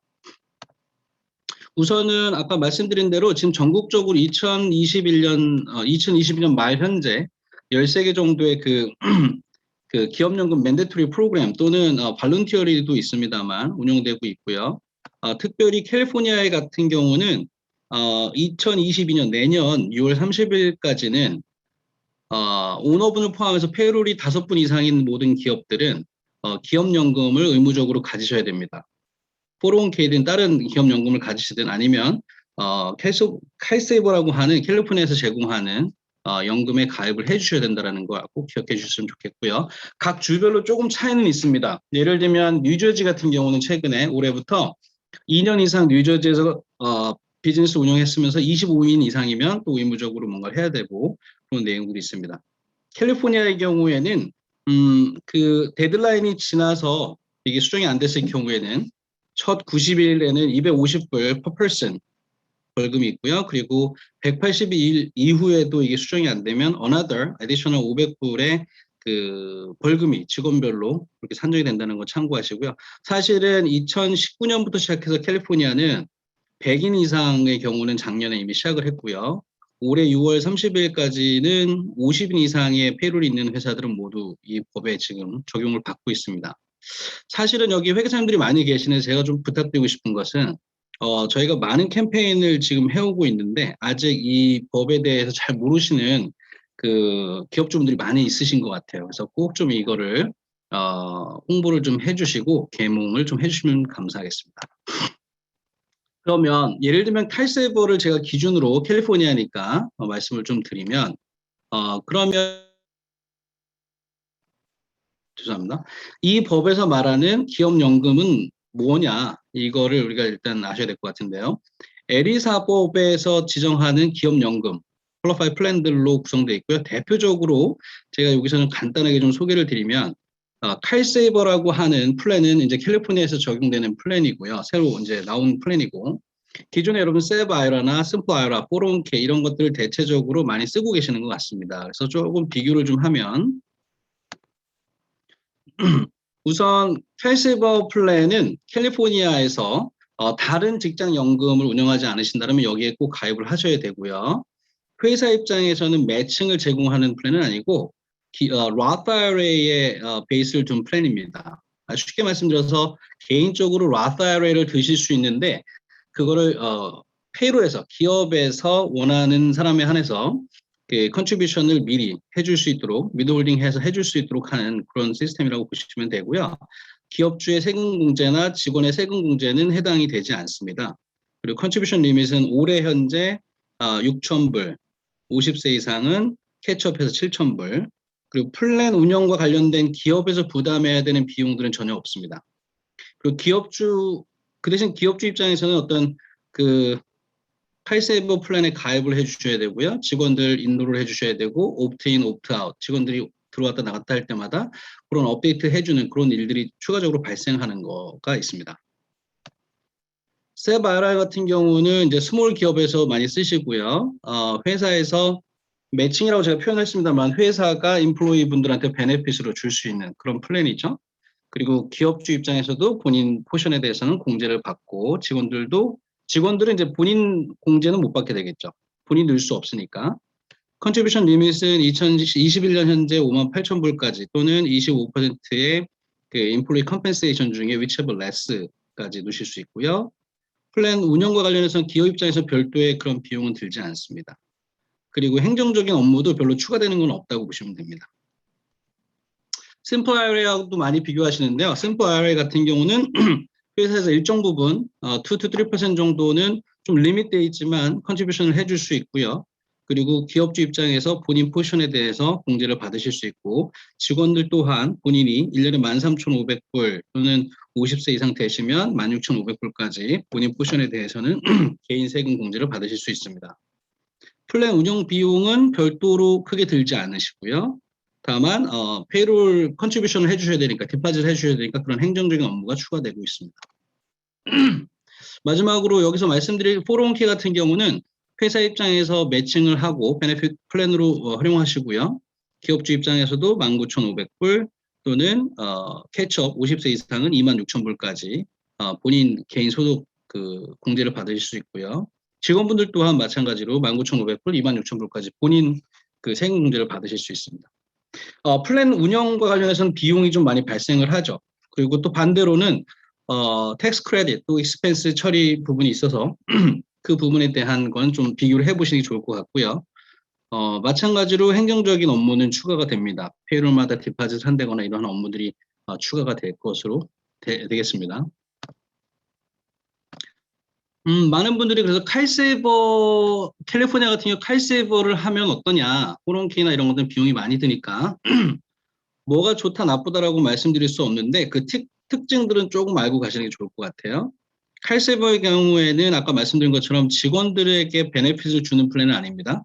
본인들의 급여에서 일정 부분을 원하는 만큼을 디파짓을 해주는 거기 때문에. 그리고 두 번째, 칼세이버는 아까 말씀드린 것처럼 그 세금 공제 범위가 굉장히 제한적이고요. 앞으로는 IRA 컨트리뷰션도 가능해질 것으로 예상되는데 이런 액수 면에서는 굉장히 리미트 있다고 볼 수 있고요. 만약에 기업주 입장에서 이 페널티, 이 법을 지키지 않으면 페널티를 내야 되니까 이 페널티를 피하고 비용 절감 하겠다. 베네핏 플랜이 아니고 비용 절감을 하겠다라고 생각하시면 칼셉이 훨씬 더 유리할 것 같고요. 반대로 직원들한테 베네핏을 주면서 직원들 그리고 회사 오너 입장에서도 세금 공제를 받고 싶다라고 하시면 401k가 유리한 것으로 판단하고 있습니다. 너무 제가 빠르죠, 여러분? 두 번째는요, 스타트업 플랜의 어떤 그 과정, 그리고 처음 시작하실 때의 과정이나 주의해야 할 사항들을 잠깐 정리했는데요. 제가 조금 시간 관계상 빨리 가도록 하겠습니다. 우선 401k를 시작하신다고 하시면 일반적으로는요, 어드바이저들을 우선은 컨택하셔서 이 플랜의 목적을 뒤에도 잠깐 나오겠습니다만 그 누구에게 어떤 베네핏을 가게 할 것인가가 굉장히 중요합니다. 그래서 보통은 제가 플랜을 이제 관심 있으신 분들은 회계사님하고 항상 그 상의를 먼저 하고 오시라고 제가 말씀을 드리는데 그런 과정에 따라서 사실은 플랜의 방향이 어떻게 갈 것인가가 굉장히 좀 달라진다고 할 수 있습니다. 그 다음에는 이제 커스터디안 또는 어드미니스트레이터, 그 레코드 키퍼, TP라고도 부르죠. 이분들을 선정하시게 되고요. 그리고 우리 목적에 맞는 플랜 프로비전의 뭐 엘리저빌리티라든가 매칭 또는 베스팅, 라스 프로비전을 누릴 것이냐 이런 것들을 이제 정하시게 되는 거고요. 그 다음에 이제 리걸 다큐멘을 보통 만드시고 트러스트 어그리먼을 만드시고 그렇게 되면 기본적인 준비는 끝나고요. 그리고 이제 회사의 엘리저빌리티 룰에 따라서 센서스를 준비하고 인롤먼 트레이닝을 하고 퍼스트 컨트리뷰션을 디파짓 하게 되면 이 임플리멘테이션 과정이 보통 한 45일 정도 여러분 빠르게 하시면 또 뭐 그 전에도 끝나지만 보통 45에서 한 60일 정도는 보시고 준비를 하는 게 좋을 것 같습니다. 플랜 셋업의 데드라인 룰들이 몇 가지가 있는데요. 우선은 일반 401k는 year end 전에 트러스트 셋업을 하시면 되는데 룰상으로는 year end지만 보통 30day 노티스를 주면 뭐 12월 1일 이전까지는 준비가 되셔야 된다고 보고요. 물론 세이프 하버라든가 펜션이라든가 프로핏 쉐어링 다른 플랜들이 들어가느냐 여부에 따라서 조금 룰이 많이 바뀔 수 있습니다. 일반적으로는 이제 세이프 하버 401k라고 하는 조항들을 활용하시는 경우들이 있는데요. 이거는 이제 non-discrimination 테스트를 웨이브 받기 위해서 뒤에 잠깐 설명을 드리겠습니다만 손쉽게 이제 그 일을 하시기 위해서 이 플랜들을 어답하시는 경우가 많이 있는데 원칙적으로는 10월 1일 이전에 이 트러스트가 셋업이 되어야 되고요. 물론 예외 조항이 있어서 또 방향에 따라 좀 다르게 적용이 될 수 있습니다. 그리고 펀딩과 관련해서는 401k는 크게 두 가지 펀딩이 있겠죠. 직원분들이 employee deferral, 본인들이 누시는 부분, 그리고 employer가 넣어주는 부분. 그래서 일반적으로는 employee들이 넣는 부분은 12월 30일 전까지 모두 디팟이 돼야 될 것이고요. 반대로 employer의 매칭이라든가 profit sharing 또는 펜션 플랜에 넣으시는 그 컨트리뷰션은 데드라인이 좀 다릅니다. 그래서 일반적으로 corporate tax filing date까지고요. extend 될 경우에는 그 날짜에 따라갑니다. 이런 것들은 아마 여러분 회계사님들하고 잘 상의를 하시면 정확히 인포메이션을 드릴 것이고요. 자, 플랜을 처음 시작하시는 분들이 먼저 좀 점검하셔야 될 것들 몇 가지만 좀 말씀을 드릴게요. 당연한 얘기 같지만 플랜의 퍼포스가 어떤 거냐가 굉장히 중요한데요. 비용이나 매칭을 우선은 제일 먼저 고민하시는 분들이 많이 계세요. 얼마를 매칭해야 되느냐, 비용은 얼마가 되느냐. 사실은 그 이전에 우리 회사에서 이 플랜을 왜 하려고 하느냐. 제가 그 최근에 터미네이트를 해드리는 플랜이 2개가 있는데 보니까 처음에 목적 자체가 잘못된 것 같아요. 그래서 지금 2021년도에 지금 터미네이트를 도와드리고 있는 그런 회사가 있는데 처음에 여러분 이 부분이 제일 중요한데요. 첫 번째는 인플로이들의 베네핏 플랜, 리텐션을 높이기 위해서 일정한 베네핏을 주고 싶다. 그게 메인 퍼포스다라고 하면 그냥 401k만 하시면 될 것이고요. 그 밖에 오너나 오너 패밀리 또는 이기제크티브들에 대한 그런 그 베네핏을 더 강화하고 텍스 공제를 더 많이 받겠다라고 하시면 이렇게 프로핏 쉐어링이라든가 펜션, 뭐 디파인 베네핏이라고 하죠. 이런 플랜들을 같이 컴바인해서 셋업을 하시면 훨씬 더 효과적일 거라고 보고 있습니다. 매칭에 대해서도 많은 분들이 몇 퍼센트를 하느냐, 이 베스팅이 어떻게 되느냐에만 사실 관심을 많이 가지는데 우선은 매칭을 방식을 정하시기 전에 우리 회사에 이 플랜을 운영하시면서 들어가는 행정적인 그런 업무들 그것 중에 이제 대표적인 거 또 하나는 컴플라이언스 이슈이기도 한데 매년 non-discrimination 테스트를 받으셔야 됩니다. 이 플랜은. 에리사의 룰의 가장 그 넘버 원은 모든 직원들에게 동일한 베네핏을 제공해야 된다는 게 원칙이고요. 그리고 직원들에게 베네핏을 주지 않으면 오너도 베네핏을 받을 수 없답니다. 플랜을 세우시더라도. 그래서 그거에 대한 여러 가지 테스트들이 있어요. ADP, ACP, 탑-헤비, 미니멈 커버리지 테스트 여러 가지들이 있는데 이러한 부분들을 우리가 웨이브 받을 수 있습니다. 그래서 아까 말씀드린 세이프 하버 조항을 활용할 경우에는 저러한 그 컴플라이언스 이슈 또는 행정적인 업무들을 많이 줄일 수가 있고요. 이 부분이 먼저 결정이 되셔야 그 다음에 매칭을 그럼 어떤 방식으로 할 것이냐, 베스팅 스케줄은 어떻게 할 것이냐. 당연히 세이프 하버로 가면 이미디어 베스팅이 될 것이고요. 또 그게 아닌 경우에는 그 클리프 방식이라든가 뭐 5year, 6year graded vesting 스케줄을 만든다거나 이런 방식으로 그 순서가 조금 이렇게 여러분 다르다라는 걸 좀 말씀을 드리고요. 세이프 하버 플랜은 아까 말씀드린 것처럼 이러한 annual non-discrimination 테스트를 웨이브 받고 컴플라이언스 문제라든가 행정적인 업무를 최소화하기 위해서 많이 쓰는 플랜들이고요. 여기에도 이제 세 가지 크게 디퍼런한 그런 매칭, employee contribution 방식들이 있습니다. 그리고 많은 분들이 비즈니스를 꼭 한 회사만 하지 않으시고요. 2개 이상의 비즈니스에 인볼브 되어 있는 경우 또는 패밀리가 인볼브 되어 있는 경우들이 있어서 컨트롤 그룹 룰을 여러분들 꼭 좀 기억하셔야 됩니다. 그래서 어드바이저 분들이 보통 플랜을 셋업하실 때 이 질문을 반드시 하게 되는데요. 여기에 사례가 있으면 제가 디테일하게는 못 갈 것 같고 예를 들어서 제가 비즈니스를 하면서 회사를 2개 이상에 인볼브하고 있다. 오너십이. 그러면 그 두 그룹이 컨트롤 그룹에 해당되면 회사는 다르지만 법인은 다르지만 로케이션도 다를 수 있지만 하나의 회사로 본다라는 룰입니다. 그래서 최근에 저희 그 손님 중에는 두 회사를 컴바인해서 하나의 플랜으로 들어가는 경우들 종종 보게 되고요. 이런 것들은 미리 플랜을 셋업하시기 전에 사전에 이런 그 코퍼레이셔널 그 차트를 가지고 오너십 구조라든가 이런 부분들을 고민하셔야 됩니다. 위원장님 제가 너무 빠르죠? 괜찮습니다. 네. 그렇게 빠르시진 않은 것 같아요. 네. 다음은 이그지스팅 플랜들을 운영하심에 있어서 몇 가지 좀 쉐어를 하고 싶은데요. 우선 그 401k를 하시고 직원들에게 좋은 일도 하시고 베네핏도 주시고 여러 가지 장점들이 있는 반면에 단점이라고 할 수 있는 거는 책임입니다. responsibility.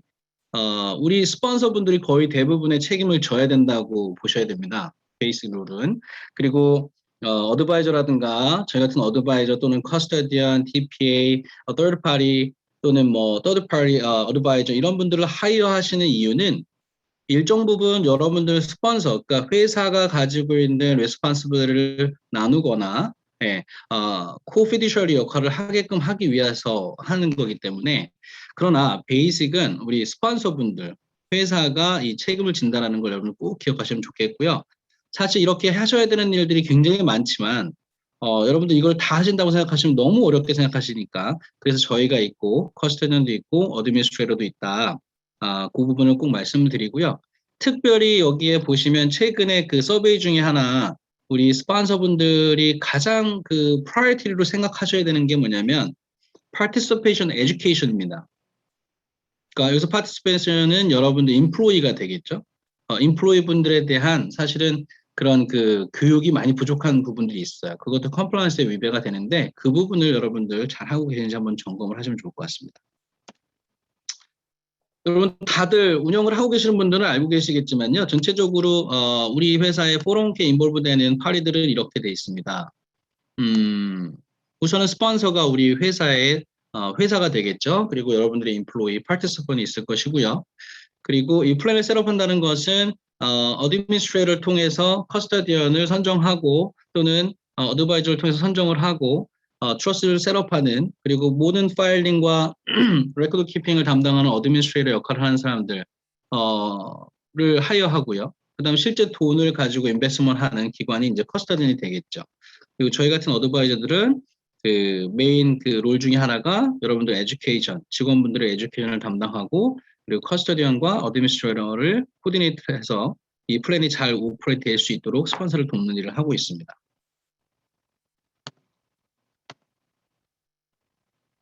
여러 가지 그런 그 fiduciary responsibility 중에 제가 뭐 너무 디테일하게 들어가진 않겠습니다만 크게 두 가지 분류가 있는데 하나는 뭐냐면 행정적인 매년 아까 우리 55 폼 5500 말씀도 나왔었는데 이런 행정적인 부분, 법률적인 부분에 대한 것들을 우리 스폰서가 책임을 지셔야 되는데 이런 부분들은 일정 부분 third party를 하여해서 또 해결할 수 있는 방법도 있고요.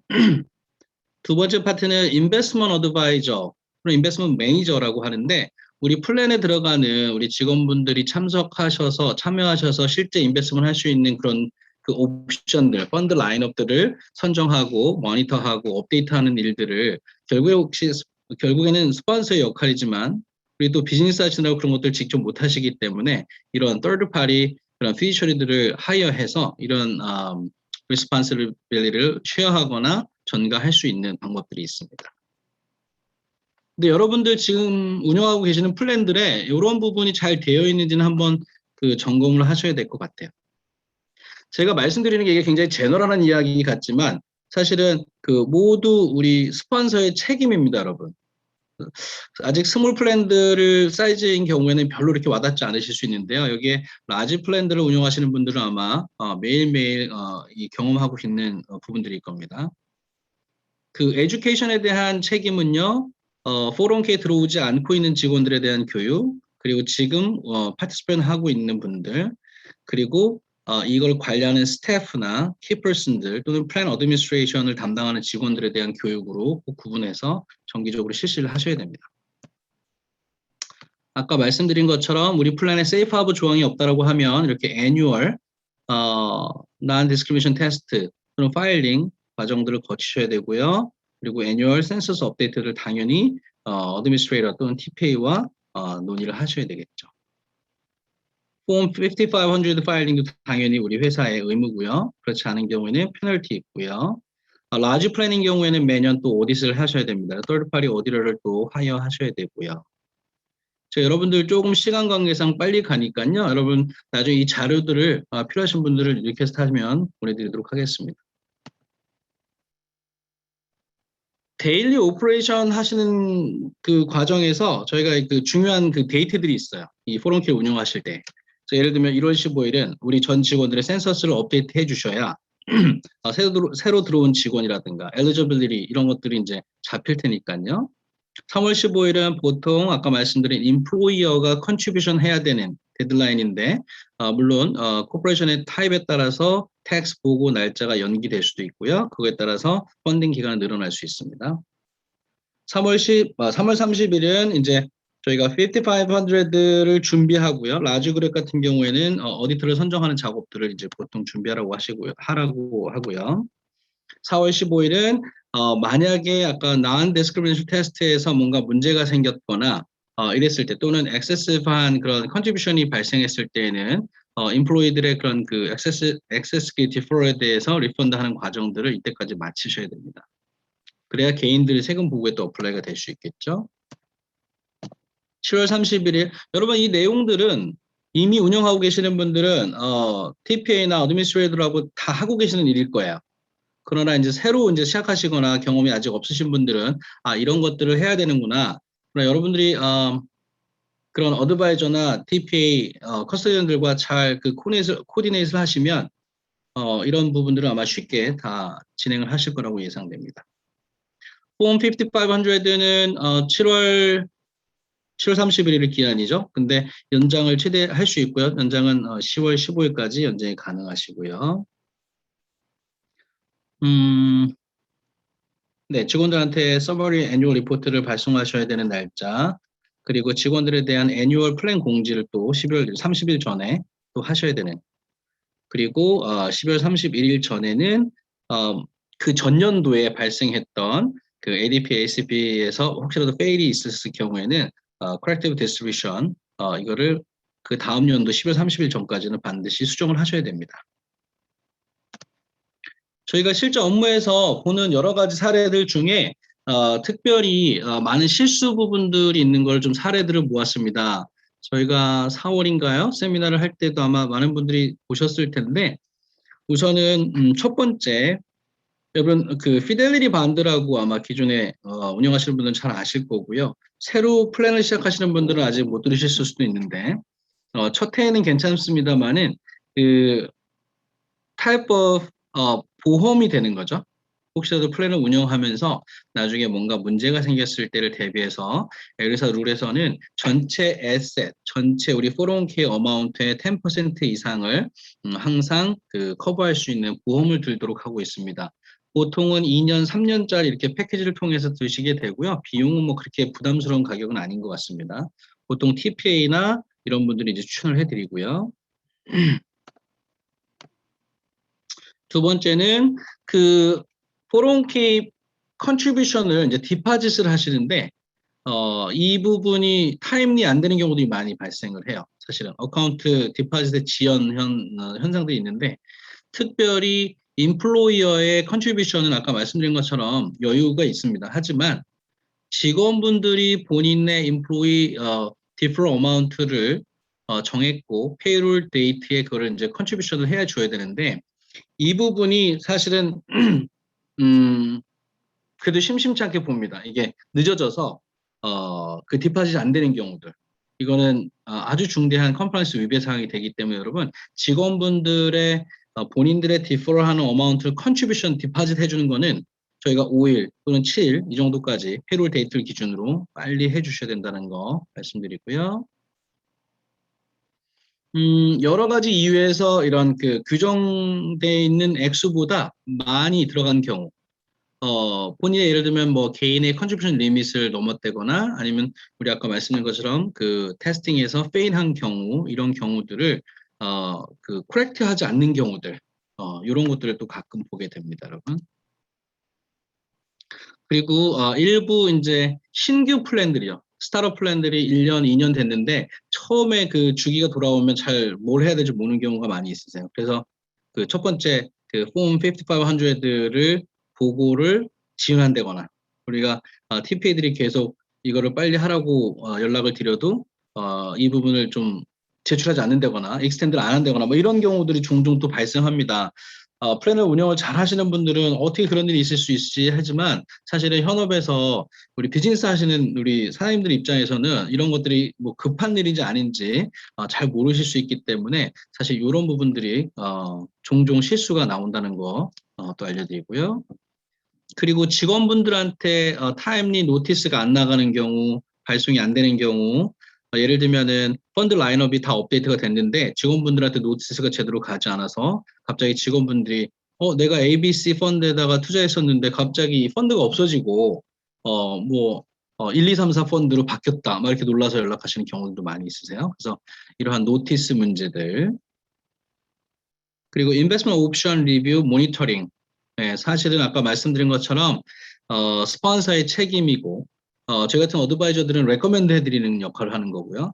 그래서 이러한 그 리스폰시빌리티를 나누거나 전가하시려면 아까 말씀드린 321 또는 338 같은 third party 그런 fiduciary 어드바이저들을 따로 하이어 하셔야 됩니다. 사실은 에셋 비용으로 보시면요. 거의 1년에 뭐 0.05, 0.06 이 정도 차지하는 그런 그 피디셔리 어드바이저들은 따로 있기 때문에 혹시라도 여러분들이 이게 미비가 돼 있으시면 꼭 한번 다시 애드하는 거 확인해 보시고요. 회사 입장에서 별도의 돈이 들어가는 경우는 아닙니다. 대부분 SFP로 그 각 그 인베스터, 그 파티션 펀드들의 어카운트에서 디덕트가 되는데 이거를 안 해주시면 나중에 그 직원들의 그 권리를 침해했다라고 볼 수도 있어요. 여러분들 요거는 잘 한번 생각해 보시고요. 직원 교육 제공 불이행, 네, 이거는 뭐 again 똑같이 어드바이저를 여러분들이 하여해서 쓰시지만 여러분들이 어드바이저를 불러다가 교육을 시키거나 여러분들이 하지 않으시면 이것도 회사가 책임이라는 거 여러분. 그리고 이제 풀드 어카운트 관리. 요거는 뭐냐면 401k인데 프로핏 쉐어링인데 셋업이 잘못된 거죠. 각 개인들에게 개인 어카운트를 오픈해주고 인롤먼을 해서 본인 부분을 컨트리뷰션 하고 관리할 수 있게 해줘야 되는데 처음에 셋업을 잘못해서 그냥 한 어카운트에다가 우리 직원들의 모든 펀드를 넣어놓고 그냥 레코드 키퍼가 기록만 하고 있는 경우들 많이 있습니다. 최근에도 제가 어떤 기업 플랜에서 봤는데 직원분들은 내가 넣어야 되는데 그 넣지 못하는 거죠. 그것도 굉장히 중요한 컴플라이언스 이슈에 위배가 됩니다.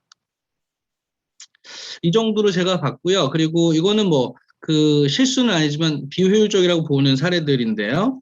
아까 말씀드린 커스터디언과 어드미니스트레이터 또는 TPA를 보통 two different 기관을 쓰기도 하는데 특별한 경우에 저희가 보통 그걸 추천을 드립니다. 예를 들면 플랜이 아까 말씀드린 401k라든가 defined benefit이 컴바인 되어 있는 좀 그런 경우들 그리고 커스터디언을 여러 군데 쓰는 경우 이런 경우 아니고서는 401k only 또는 profit sharing까지만 하시는 그런 플랜들인 경우 앞으로도 펜션이나 이런 것들을 애드하지 않으실 경우에는 커스터디언과 어드미니스트레이터를 한 회사로 하시는 게 여러분들께서 플랜을 운영하심에 있어서 굉장히 효율적이고 커뮤니케이션도 그렇고요.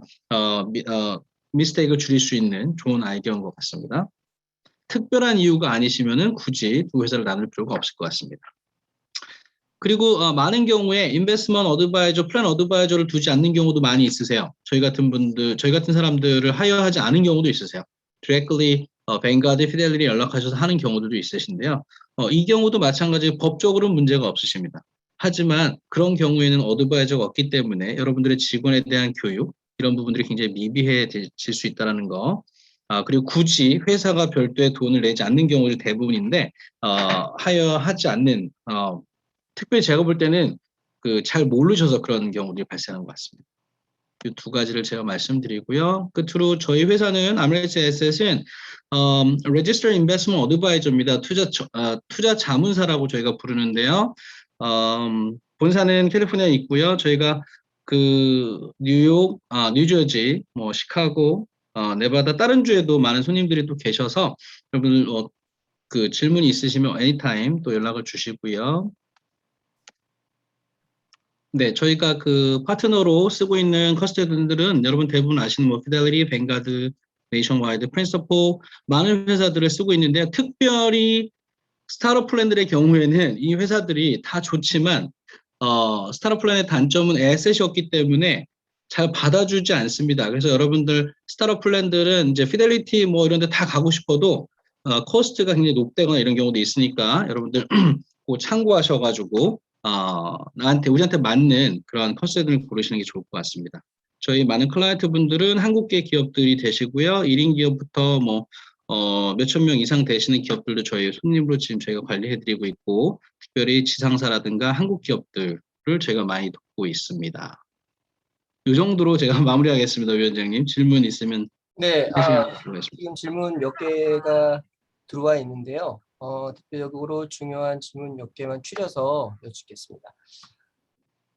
401k는 직원 몇 명이 있어야 가능한가요? 3명도 가능한가요? 전 직원을 다 가입해 줘야 하나요? 네, 가장 일반적인 질문이신데요. 첫 번째는 1인 이상, 나 혼자 하셔도 되고요. 솔로 401k도 가능하시고요. 전 직원을 해줘야 되느냐의 부분은 뭐냐면, 오퍼는 다 해주셔야 되고, 컨트리뷰션을 해야 된다, 매칭을 한다면 다 동일한 조건으로 하셔야 됩니다. 디스크리미네이션을 하시면 안 되겠습니다. 오케이. 그리고 지금 이제 칼세이버 말씀을 하셔서 나온 질문 같은데, 이 네. 칼세이버 세팅과 이제 펀딩을 해주는 그러한 교육 관련해서 오너들이 교육을 받을 수 있는 어떤 툴이나 어떤 방법이 있는지, 그거에 대한 정보가 어디서 액세스가 가능한지 그거에 대해서 물어보셨습니다. 네. 아주 현실적인 질문이신데요. 많은 분들이 스타트업 준비하시면서 고민이신 것 중에도 하나인데, 어드바이저들이 잘 연락이 안 돼요. 스타트업 할 때. 네. 아주 현실적으로 말씀드리겠습니다. 돈이 안 됩니다. 그래서 네, 개인적으로 이렇게 이 플랜들을 하시는 분들은 굉장히 쉽지 않으세요. 우리 그동안 이제 전문가분들이 많이 하시지만 칼세이버도 마찬가지로 저희 어드바이저나 물론 저희 어드바이저들 같은 경우는 시간당 피를 차지할 수는 있지만 그걸 그렇게 따로 해드리지는 않고요. 칼세이버 같은 경우는 칼세이버스.com에 가시면 한국어 자료도 준비되어 있고요. 예, 영문 자료도 준비되어 있고요. 너무 디테일하게 잘 되어 있어요. 근데 혹시라도 필요하시면 저희한테 또 연락하시면 그 관련된 자료들, 설명 자료들은 저희가 충분히 갖고 있으니까 그 절차 이런 것들에 대해서도 안내를 해드리도록 하겠습니다. 예, 지금 방금 베스티드에 대해서 질문이 들어온 것 같아요. 어떤 그러니까, 거야? 401k 제공을 입사 1년 경과 후부터 제공, 이런 식의 조건을 두는 것이 가능한가요? 네, 다 가능하십니다. 물론 맥시멈 기간도 있지만 보통 뭐 이미디엇 하셔도 되고 3개월 있다 하셔도 되고 6개월, 1년, 보통 제너럴리 12달, 1000 hour, 풀타임 그런 조건들을 주시죠. 파트타임 직원들도 포함해서 다 가입을 해줘야 합니까? 파타임 직원이요. 네. 파타임 직원. 예, 파트타임. 네, 아까 말씀드린 엘리저빌리티 가이드라인을 만드시는 게 중요하세요. 그래서 보통 12달, 12개월, 1000 hour라고 하면 그게 이제 풀타임 기준으로 보통 얘기를 하는 거거든요. 그래서 그 기준에 해당되는 사람들만 엘리저블하게 제한하실 수 있죠. 네, 이 펜션 401k 관련해서 어떻게 보면 복잡한 내용이고 또 저도 회계사지만 공부를 해도 참 어려운 부분들이 계속 있는 거는 인정할 수밖에 없는 것 같습니다. 오늘 강의하신 대표님들 다 들어와 주시고요. 특별히 지금 이제 우리 얼메디츠 브라인 대표님 내용에 덧붙여서 지금 401k 집중적으로 말씀을 해주셨지만 뭐 질문 가운데 세금 혜택 가능한 은퇴연금이 뭐가 있을까요? 라는 질문이 있어서요. 회계사로서 지금 많은 비즈니스 오너분들이 오늘 이 세미나에 참석하신 걸로 알고 있습니다. 그리고 우리 회계사님들도 마찬가지고요. 결국에는 지금 뭐 인플레이션도 그렇고 노령화 사회에 맞춰서 앞으로의 답은 이제 인슈런스와 또 연금, 그다음에 시스템 이렇게 갈 수밖에 없는 게 이제 이 세계의 흐름인 것 같은데 이러한 모든 과제들을 또 이러한 좋은 기회를 통해서 많은 정보를 접할 수 있는 이런 기회를 잘 활용하는 것도 중요하지만 무엇보다도 일선에서 이제 비즈니스 오너와 회계사들 그리고 이런 각 이 프로페셔널들의 협업이 무엇보다도 중요한 시기가 점점 다가오고 무엇보다도 이런 펜션 플랜이라든지 리타일 플랜을 잘 이용하시면 절세 효과도 충분히 누릴 수 있는 소위 일석이조의 효과를 볼 수 있는 부분들이 있고 또 이분 라이프 인슈런스 같은 경우도 펜션 플랜을 통해서 절세 효과를 볼 수 있는 플랜들을 아까 말씀하셨지만 전문가와 상의를 하시면 정말로 큰 어드밴테이지나 베네핏들을 비즈니스 현장에서 많이 누리실 수 있을 것 같습니다. 저희 협회가 앞으로도 이런 대외 협력을 통해서 굴지의 전문 기업들 연결해서 이렇게 일반인들도 좋은 정보와 교육을 받을 수 있는 기회를 우리 알버트 회장님과 저희 협회 임원진들이 앞으로도 노력해서 좀 더 좋은 주제들 그리고 나은 정보들을 가지고 또 찾아뵐 걸 약속드리고요. 특별히 장시간 이 내용들을 준비해 주신 우리 각 업체 대표님들 짧게 30초 넘으면 제가 끕니다. 30초씩 그 깨알 광고 본인 회사들에 대해서 알려줄 수 있는 그런 시간들 드리겠습니다. 먼저 우리 진철이 대표님께 부탁드립니다. 마이크 키셔야 됩니다. 네, 감사합니다. 시간 카운트 해주세요. 30초. 저는 캘코봄의 파운더이면서 현재 대표를 맡고 있습니다. 진철희라고 그러고요. 저희 회사는 아까 제가 잠깐 말씀드린 것처럼 종합보험을 취급하고 있습니다. 인베스트먼을 제외한 보험의 종류는 저희가 다 취급을 하고요. 크게 구분을 하면 세 가지 정도 되겠죠. 인플로이 베네핏, 그리고 프로퍼티 앤 캐주얼티, 그리고 기타 보험 이렇게 있는데 저희가 지금 현재 저기 구조로 보면 저희 뭐 회사 구조로 보면 인플로이 베네핏하고 커머셜 쪽이 제일 많고 그리고 저희가 개인 보험은 약 한 8% 정도 됩니다. 이게 저희 구성이고 저희는 지금 전체 직원이 해외에 저희가 한 4분 정도가 저희 직원이 있고 전체 직원이 합쳐서 한 64명 정도가 있고요. 각 분야별로 인플로이 베네핏 팀에 한 10명, 그리고 프로퍼티 앤 캐주얼티 쪽에 한 15명, 그리고 우리 경영지원실 쪽에 홍보, HR, 뭐 IT 이런 그 외부적으로 서포트해야 될 그룹들이 굉장히 많습니다. 그리고 그 프라이빗 그룹 관리하는 팀이 다시 있고요. 그러니까 여러 그 팀들이 하여튼 최선을 다해서 저희 내부적으로도 굉장한 큰 교육을 하고 고객들한테 어떤 부분이 가장 이익이 될까를 우선시해서 제공을 하고 그 칭찬 듣는 것을 가장 저희가 멋진 일로 저희 1분 경과 말씀을 갖고 있습니다. 오케이. 네, 다음 우리 감사합니다. 이 정한돌. 정도입니다. 네, 네, 고맙습니다. 셰프의 진철이 대표님이셨습니다. 예, 우리 정한돌 대표님. 네, 웅진 미국법인의 정한돌입니다. 저희 웅진 미국법인 지금도 요즘 저 소개드리면 코웨이 정수기 잘 쓰고 있다고 이제 인사하시는 분들이 있는데 웅진 코웨이는 사실 웅진그룹에서 된 지가 이미 한 10년 전에 매각이 됐고요. 저희는 이제 컨설팅 하는 사업을 하고 있고 저희 웅진 한국사의 저희 IT 컨설팅 사업부에 한 1000명 넘는 IT 컨설턴트가 있을 정도로 꽤 그 IT 컨설팅으로서는 나름 좀 규모 있게 사업을 하고 있는 편입니다. 그래서 오늘은 뭐 ERP 왜 실패하는가 뭐 이런 이야기를 좀 하는데 다음번에 좀 세션이 이제 준비가 되면 뭐 ERP 개요, ERP란 무엇인가 뭐 이런 내용으로 한번 하면 좋을 것 같고요.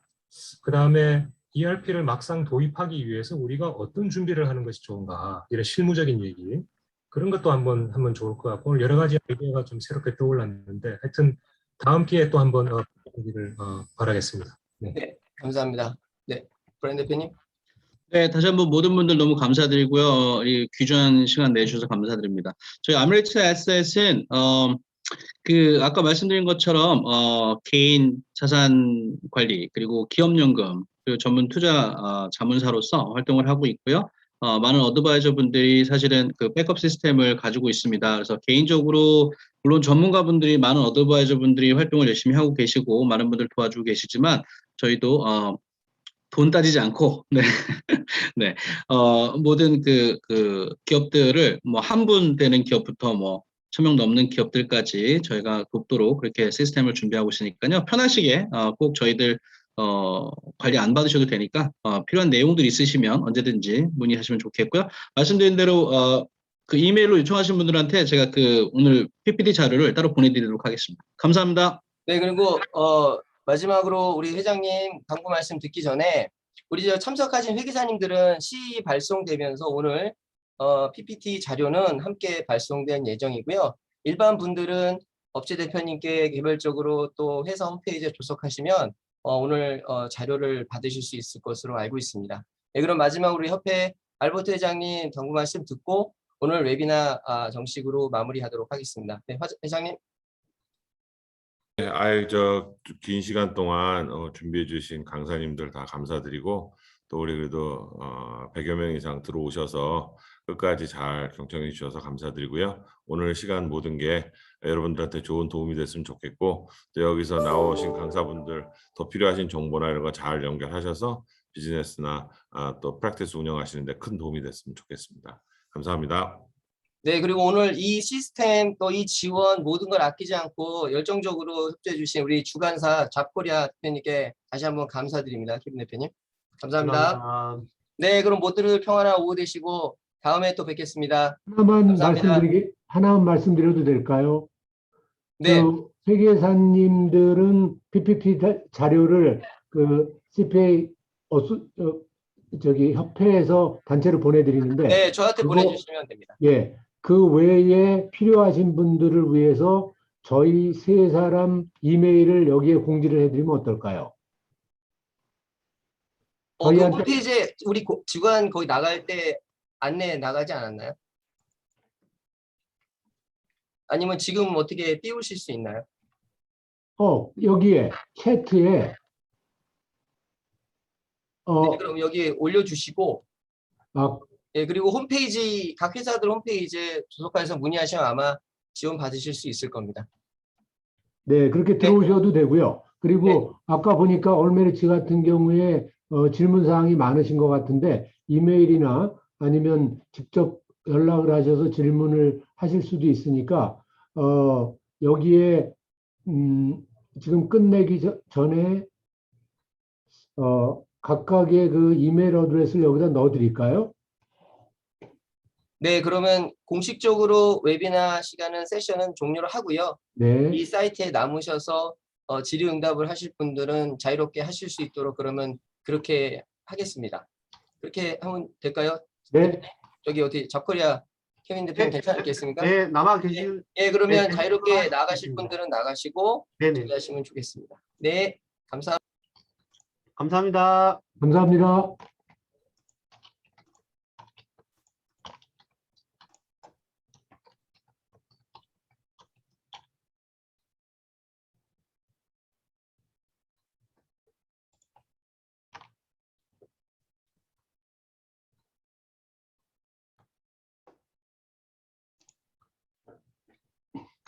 브랜던 대표 수고 많으셨습니다. 아닙니다. 네, 수고 많이 하셨습니다. 고맙습니다. 다 나가신 것 같으네. 그러면 예, 아직 한 계시네. 30분 정도 계세요. 그렇구나. 그러면 네. 조금 있다가 나가는 게 나을 것 같은데. 네네, 제가 여기 있다가 나가겠습니다. 예, 다 나가시는 거 보고 제가 나갈게요. 네. 그러면 저는 이만 나가겠습니다. 네. 진철이 회장님, 연락처 달라고 누가 카톡이 왔는데. 텍스트에. 여기 보냈는데. 진철이 사장님 연락처 어떻게 되나요? 이렇게 왔어요. 텍스트에. 예. 진환안 CPA님께서 보내셨네요.